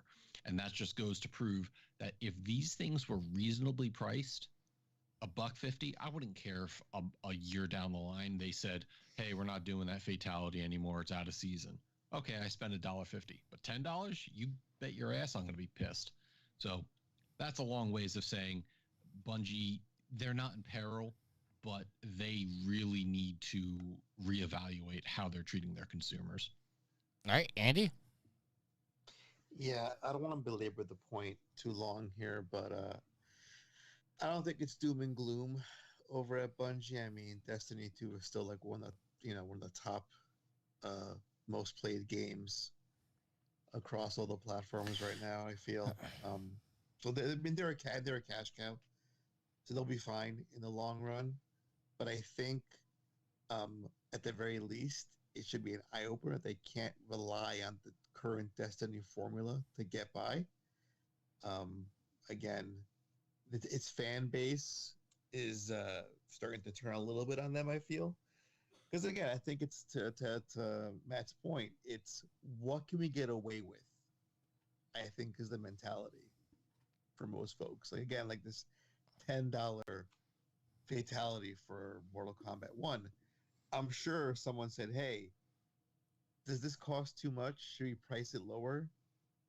And the exec said, well, let's keep it 10 and let's see how many rubes buy it for $10. So folks will buy it for $10. You're right. You know, I've been harping about microtransactions and loot boxes for years, but these systems have gotten worse over time because people, the population, most folks who play games buy them. Well, without any complaints. And just like I said last week, I said we are a vocal minority. They wouldn't be doing this if it wasn't working. Correct. So that $10 fatality was probably 21st, and they brought it down to 10. That was the compromise in the internal conversation. All right. Because folks will pay money. All right. And I'm sure they have. Next question is coming from Alexander. This is directed towards me. Why does Tricky hate Undertale? I don't really hate Undertale. I just like trolling my daughter. I just never really gave Undertale. Undertale hates you, Tricky. I never really gave it a shot. You should. All right. This question, I want Alex to answer first. Brent wants to know, is orange orange because oranges are orange, or oranges orange because orange is an orange? That was a tongue twister to get through, by the way. Run that by me again. Oh, my God. You're going to make me say that again? Are oranges orange because oranges are orange, or are oranges oranges because an orange is orange? I think oranges are orange because an orange is orange. Do either one of you guys want to answer this? I'm sorry, what was the question? I'm not asking it again. All right, next question coming from V. It's for one of our listeners. Yes, but I can't say that again. V. Okay, well, Tricky, what's your I'll just say yes. V wants to know, as much as there's been changes for the positive, there's still a lot of, quote, gamer toxicity, end quote, around the phrase, quote, I'm a gamer, end quote. In your opinion, is there a certain type of game that people need to play to be considered gamers? Rick left a comment saying, not mobile gamers is my only criteria. As in Candy Crush or Monopoly Go, you play Slay the Spire on mobile, then you are a gamer. Andy, we'll ask you first. Is there a certain level that you have to be to consider to be a gamer? No. And I don't think there's toxicity, to be honest, around the term. I mean, again, most people tend to see what's on Reddit or Twitter or gaming forums, but most people don't give a shit about the label. So yeah, I would say nah, not really. All right. Unless if you play Candy Crush on your phone, or you play Division for 10,000 hours or 93 days like you, Tricky, you're a gamer. I mean, my fiance just plays Assassin's Creed and Diablo only, those two games. He's a gamer. All right, Matt. No, if you like games, if you play games, no matter what platform you want to play them on, you're a gamer. It's not the hardware you operate on; it's the software in your heart. Okay, Alex. Aw. I wanted to say the same thing, but I'm sorry, Alex. We've seen over the years that that's a poet. things like casual. Yeah, how do you follow that? I don't have any kind of fortune cookie, inside the fortune cookie things to wise musings to pass on. But we've seen like hardcore and casual gamer come up as a ways to split the people who play Call of Duty for 7,000 hours a day and the people who just play, like, the moms who play Candy Crush on a phone. These days, gaming is so mainstream. Like, yes, I do think there is a certain aspect of video games that people see, like older generations see as childish still. But for us, we grew up with it. So our generation on is going to just see it as part of everyday life. And, hey, whether you're 5 or you're 90, you can play games. So I do think there is a little bit of toxicity tied to the tag gamer, because I simply think that there's a lot of toxicity within the gaming community. With that many people playing games, there's bound to be a lot of just bad apples that just ruin the community for everybody. The actual question, there's not really a tally. There's not a time limit you have to meet or a certain game style you have to play or genre you have to be involved in. Just play games. Gamer, someone who plays games. Phones, somebody who plays Pokemon Go may spend just as much time playing Pokemon Go as somebody who plays Call of Duty. Still the same idea. So things like casual and hardcore gamer, I mean, it's more tied to like, hey, how do we explain in a business sense these people that, play this amount versus these people who contribute this amount of money to the games industry. But I mean, really, we're all of the same ilk.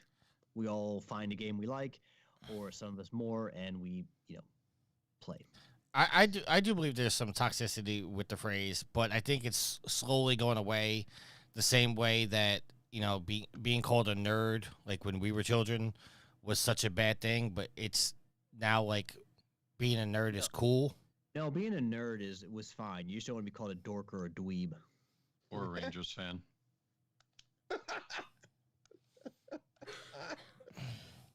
But I think it's going away. Okay. Let's go quicker with our answers here because we're getting a little long on time. We still got to do this topic of the week. Rick wants to know, if you were cooking for Gordon Ramsay, what would your signature dish be? We'll start with Matt. Chicken wings. Plain? Tricky, don't Not the ones that you eat. Yeah, don't give Gordon Ramsay. Don't serve Gordon Ramsay the wings that you eat.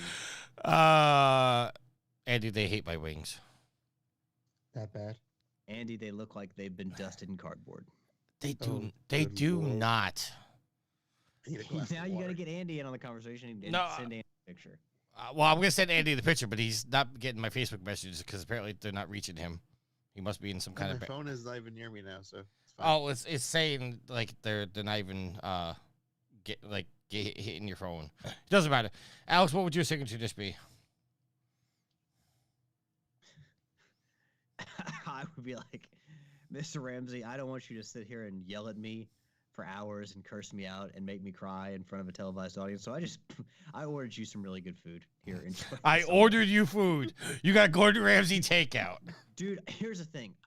I don't cook all that often. I mean, I can, but I don't have a signature dish that I perfected. I don't cook.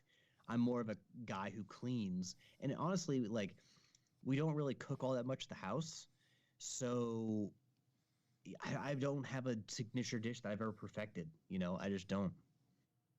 It's like, oh, yeah, I'm going to make some veal scallopini for good old Gordon Ramsay. I've never fucking cooked that. What do you want from me? What am I, Gordon Ramsay? All right. For the record, Andy, I did send you the picture, so whenever you do see your phone, you can leave a comment, and I'll report back on the show. Perfect. What is your signature dish, Andy? Oh, that's easy. Braised red wine short ribs. Ooh. You just got Matt's attention. Oh, yes. I make a mean short rib. No. Braised nice and long. Don't take this the wrong way, but I kind of thought you were going to say baklava. Nah, I'm not a dessert guy. You're not a dessert guy? I'll consume them, but I won't create them. And my signature dish would be a baked ziti, because I'm a gourmet chef when it comes to my baked ziti. I'll make an Italian move out of Italy. All right.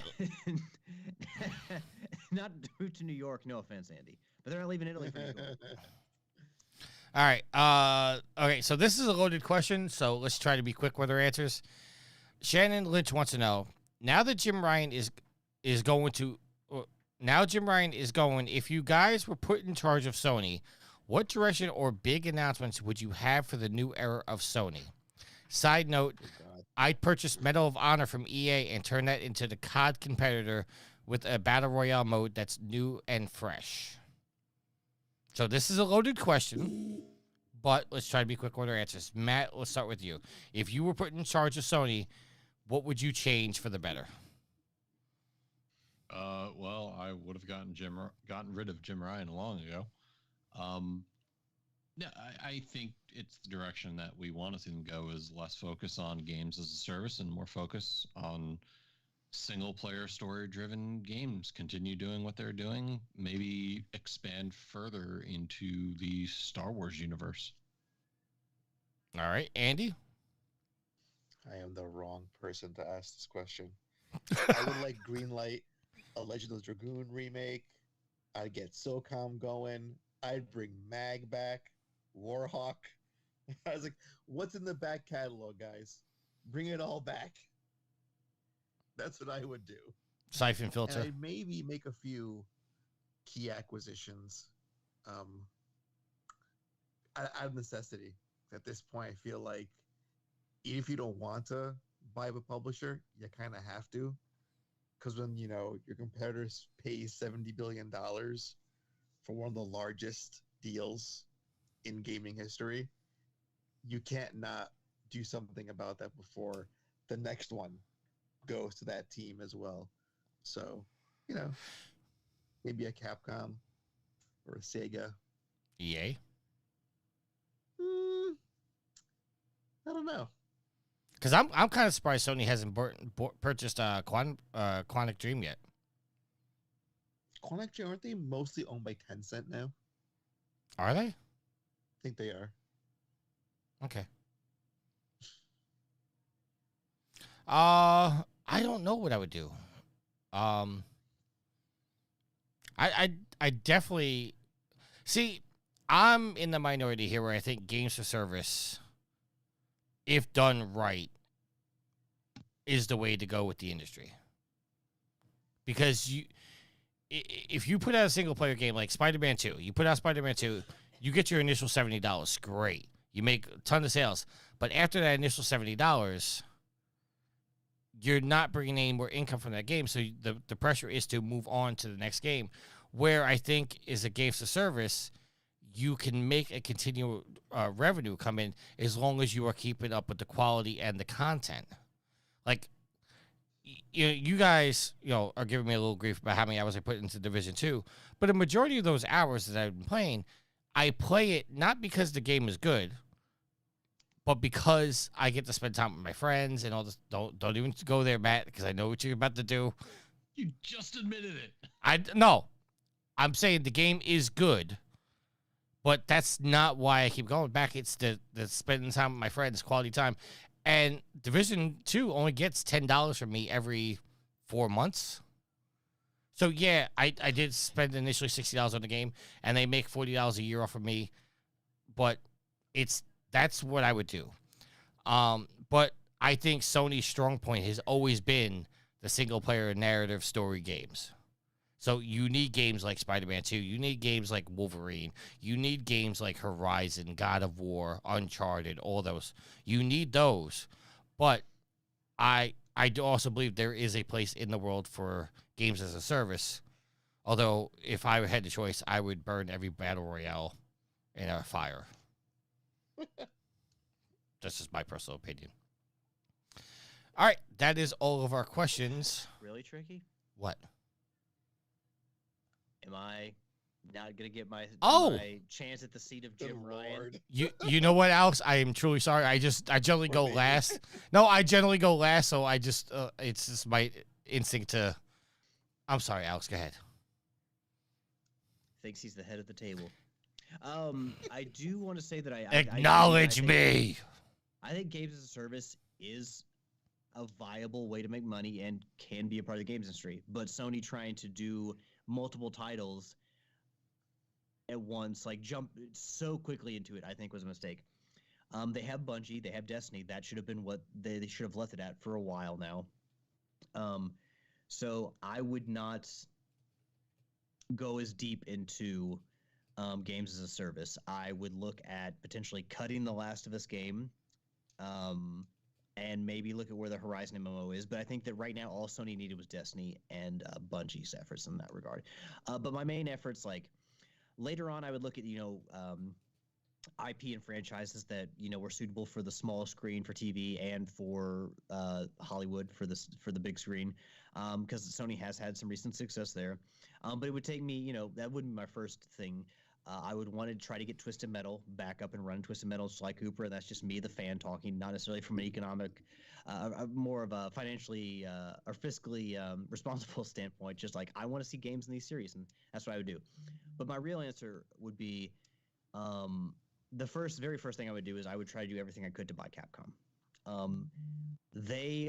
know that they're successful and they probably feel no need to sell, but I would see what I could do if I could to purchase them, because they have a massive fighting game in Street Fighter. They have Devil May Cry. They have Resident Evil. They have Monster Hunter. There's so many quality franchises they have that would fill out the portfolio that I think that, for me, you could say that Microsoft can buy EA and Ubisoft, and you give Capcom to somebody, I'm like, well, they got Capcom, and they win. Like, immediately, that's how much I think respect Capcom carries with them. So, and I would say, hey, Resident Evil is a franchise that will be, from now on, exclusive to PlayStation, but Monster Hunter will be multi-platform. Devil May Cry can be multi-platform. Street Fighter can be multi-platform, but we're going to keep one big console exclusive. Everything else can be multi-platform. But if I couldn't get Capcom, I might look at going to Warner Brothers and saying, how much can we get for NetherRealm? I would consider buying NetherRealm if we could pull it off. Because, again, I think Sony owns EVO. Big fighting game franchise, or big fighting game tournament, the biggest I think there is in the world, or at least the biggest mainstream one. But really, what they lack in their catalog is a fighting game. And what better fighting game to get if you can't get you can't get Street Fighter than to get Mortal Kombat? So if I couldn't buy Capcom, I'd go for NetherRealm. I'd go to Warner Bros. And say, hey, what do you want for NetherRealm? And that'd be the first thing I would do. And the strategy to bulk out my portfolio, because the one thing I will say that Jim Ryan did, I think, really well is that diversifying the games portfolio. Yes, we like our single-player story-driven games, but that cannot be the only thing that your brand is based on. You got to have other things in there. So I think diversifying into fighting games, into shooters, is really how you strengthen everything. All right. Moving on to our topic of the week. Sorry. Before you do that, just real quick, Saber in chat says he would bring back Ape Escape and the Smash Brothers equivalent Sony All-Stars. Oh, man, Ape Escape. Hey man, there's plenty of Ape Escape on PlayStation Plus Premium. You got all you can have there. I know, but I want a new one, dude. It's been too long. Thank Tell you. the Team Asobi guys make a new Ape Escape game. Thank you, Matt. They I can do that. messed that up. All right. Going back to our topic of the week. It's a shame Yield is not here for this. Yield would rather go watch his Bengals than be here for this. I thought you were gonna do this. Do what? Fire shots. I'm firing a shot because good or bad, I've been here during Ranger playoff games. Just saying. Yes, we can all agree it is irritating that Yield chose to watch a meaningless NFL game in the middle of the season, then be here record with the rest of us. But it is what it is. All right. But he would say the games we're getting on for PlayStation Plus are meaningless. This is coming from Gaming Bible and written by Jesus, Matt. You kill me with these names. Oh, I'm sorry. Let me go find the author and say, hey, our podcast host really hates the way of trying to pronounce your names. What can we call you? Good Lord. Tricky Okay, wants them to go through. Tricky wants them to go through Ellis Island as immigrants and change their names to make it easier for the Americans to read. Okay, Here you know go, what? Tricky. You know what? Amurad Redden. There you go. I was going to have Alex try to say the name. I'm not repeating that, Saber. PlayStation Plus new games slammed as, quote, all-time low by frustrated fans. Remember when Sony increased the yearly cost of PlayStation Plus so they could bring the focus on, quote, high-quality games? Well, it seems fans aren't happy with the latest offer of the lowest tiers free games this month. Just for the record, what I'm reading right now is Matt's words, not mine. Because me and Matt, we differ our opinions on this. The 3 games this month are Dragon Ball The Breakers, Aliens Fireteam Elite, and Mafia 2 Definitive Edition. Players are posted on the PlayStation Plus subreddit have vocally complained about Sony providing what essentially amounts to a 10-year-old PlayStation 3 game via Mafia 2.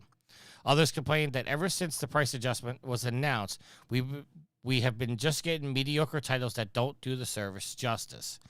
Others believe the contracts for these games were made months ago, and Sony is just trying to get them out before the holiday rush when people buy new systems or re-up their subscriptions. So Matt and Alex, we've talked extensively on this. Andy, you are new here to this topic, at least for our listeners. What is your opinion of PlayStation Plus, and how do you feel about the price increase / rate discount reduction / the games we're getting now? So I think this all goes back to a broader conversation of people who pay $10 for a fatality or pay, $10 every couple of months to a game service or platform. It's the prices will increase and people will complain, but not enough where you're going to backtrack. Because I'm pretty sure numbers were crunched and they said, we could get away with charging this much more for this service. And yes, we might lose a chunk of the user base, but those who stay will make up for those losses and then some. Now, as someone that subscribes to PS Plus Premium, I do want to see more value for my money. So I would expect them to at least try to chase some larger third-party titles, maybe some day-and-date titles like Game Pass does for their service. This is poor offering. Like, I want to get excited about the games I get every month because I don't play online. So the whole having this service, even at a base level for the online play, is not for me. It is for most folks, but it's not for me. So I pay primarily for the extra games every month and now also the back catalog of the retro library, the PS1, the PS2, and the PSP titles. So I want to see more of those because there's a lot of games that they have they can leverage to make their service really great. But I hope this isn't a trend and is just a one-off. Hey, sorry it sucks this time around, because if this continues, I may have to reconsider my subscription to PS Plus. I mean, the other two hosts on the show, they both confirmed that. Well, Matt, you had just Essential, and you canceled your PlayStation Plus. Alex, you have Premium, but that's because I purchased it for you. But you said that once the Premium runs out, you're gonna re-up, but you're gonna re-up for Essential just because of the cloud saving.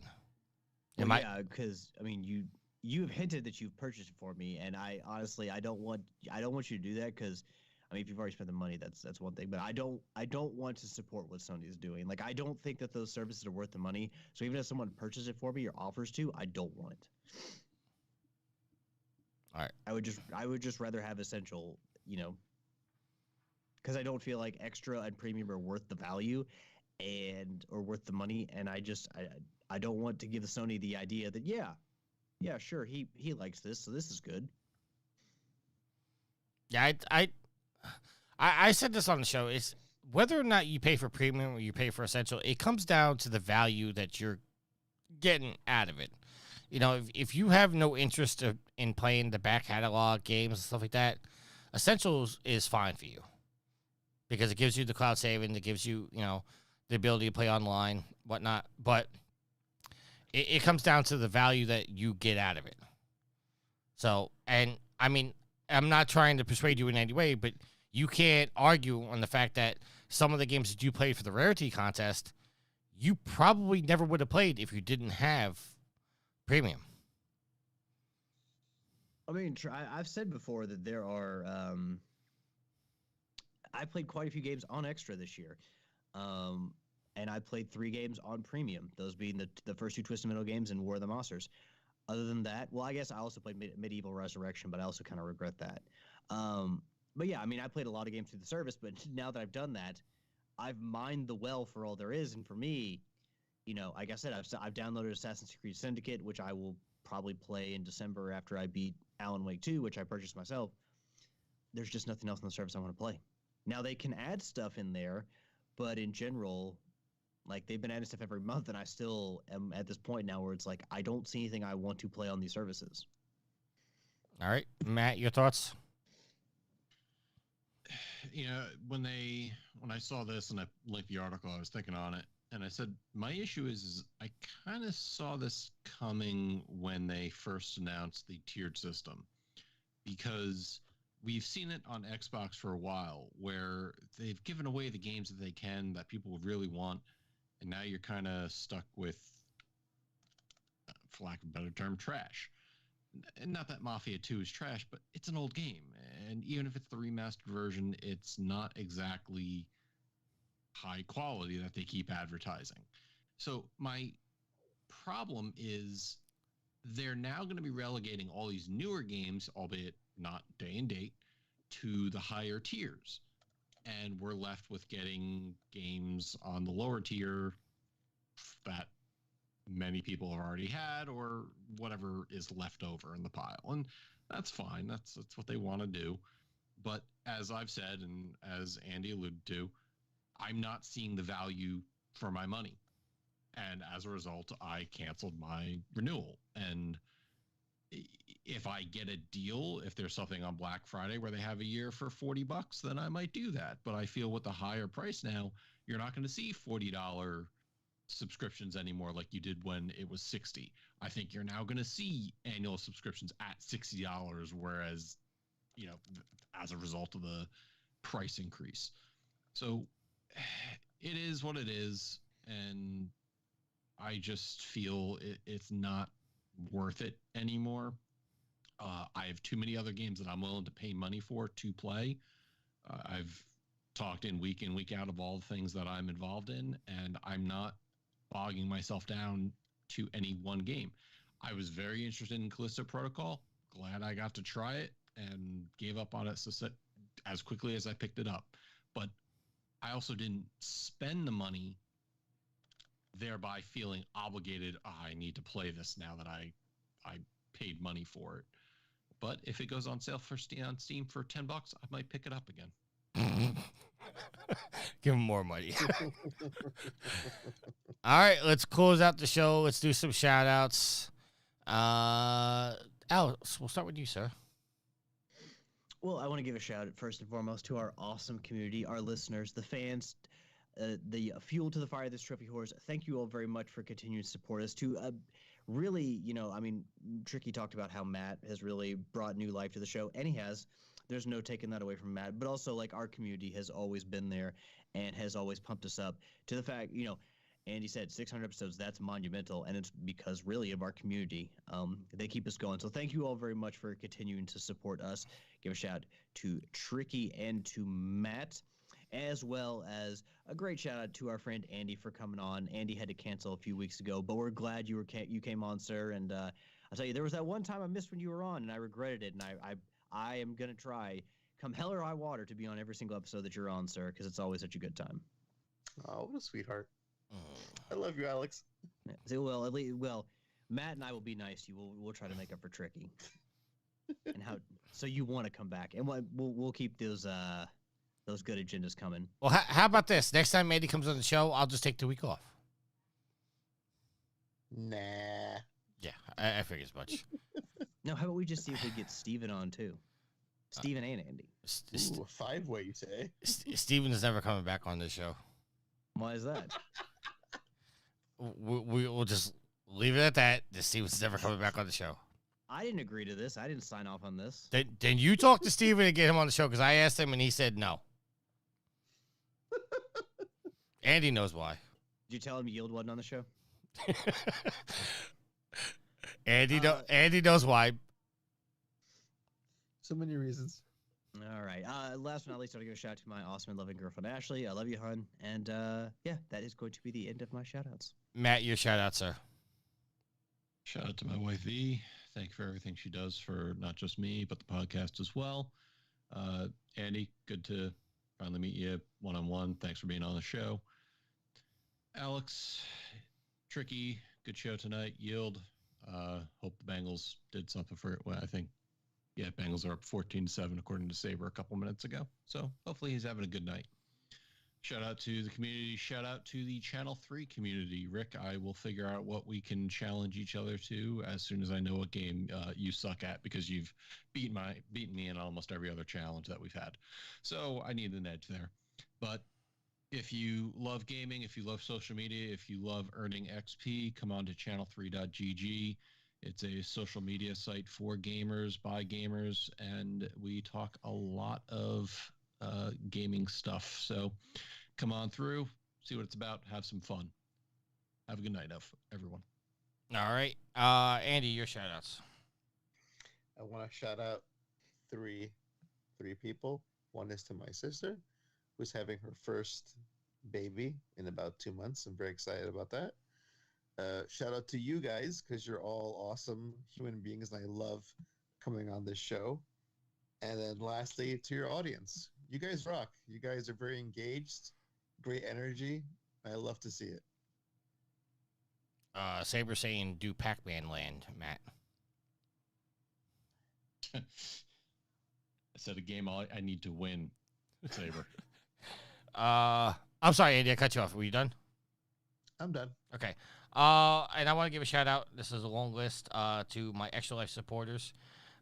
Gareth, Dan Tucker, N. Rodriguez, A. Barreto, J. Chavez, T. Laurie, B. Finnegan, J. Rodriguez, J. Gatto, D. Carrion, and T. Johnson, A. Rocco, B. Hardy, A. Lupo, A. Contos, Freeman, Joe, Darth Knight, A. Bowden, M. Rini, Matt, A., and to Felicia. Thank you very much for all your Extra Life donations yesterday. I am sitting currently approximately $107 away from $1,000. I'd like to get there by the end of the year, so I'm probably going to do more Extra Life streams. You know, if you didn't put that hoodie on during this show, you probably could have gotten some more money. You know, I love this hoodie. It covers all my 3 favorite sports teams all in one shirt. I'm not on the stream, so I can't see what it is, but I'll have the guy to take a picture and send it to you. But it's basically the Rangers logo, the Yankees logo, and the Giants logo all in one. It's pretty cool. Here, I'll show the audience.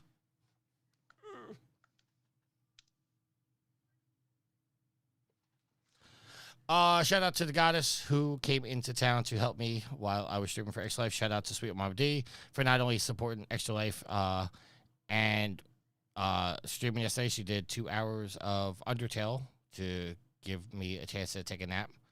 She did an awesome job. Found out that my daughter gets more engagement on Twitch than I do. She was talking up a storm to everybody, explaining everything. Maybe one day I'll have her sit down and show me Undertale, because she absolutely loves Undertale. She absolutely loves Deltarune, and she's becoming a big Five Nights at Freddy's fan, including she went and watched the movie for her birthday. So, and made a lot of money. That movie did. Did it? I didn't see numbers. I mean, from what I heard, it broke records. I don't have the numbers in front of me, but I heard it's done very well, even when it's been streaming on Peacock. That's a fun movie, by the way. That is a fun ass movie. Is it good? I enjoyed it. You know why? Because critics hate it. That's why I loved it even more.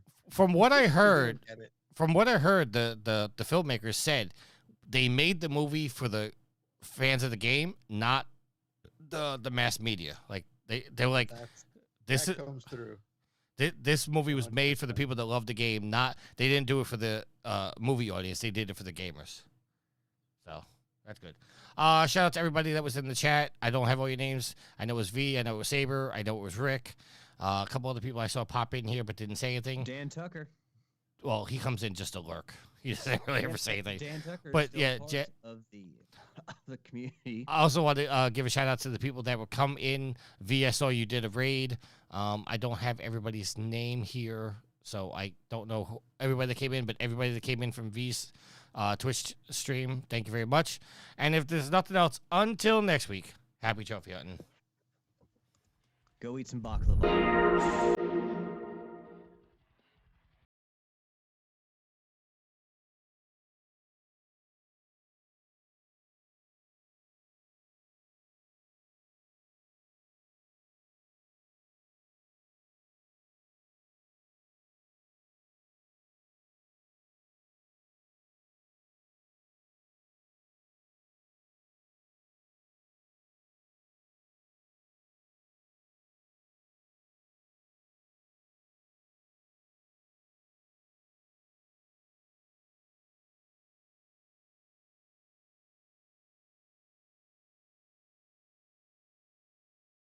Zenith. Permission granted by the band and 12 Stone Records. You can find them on Facebook by going to www.facebook.com/evenphilippines.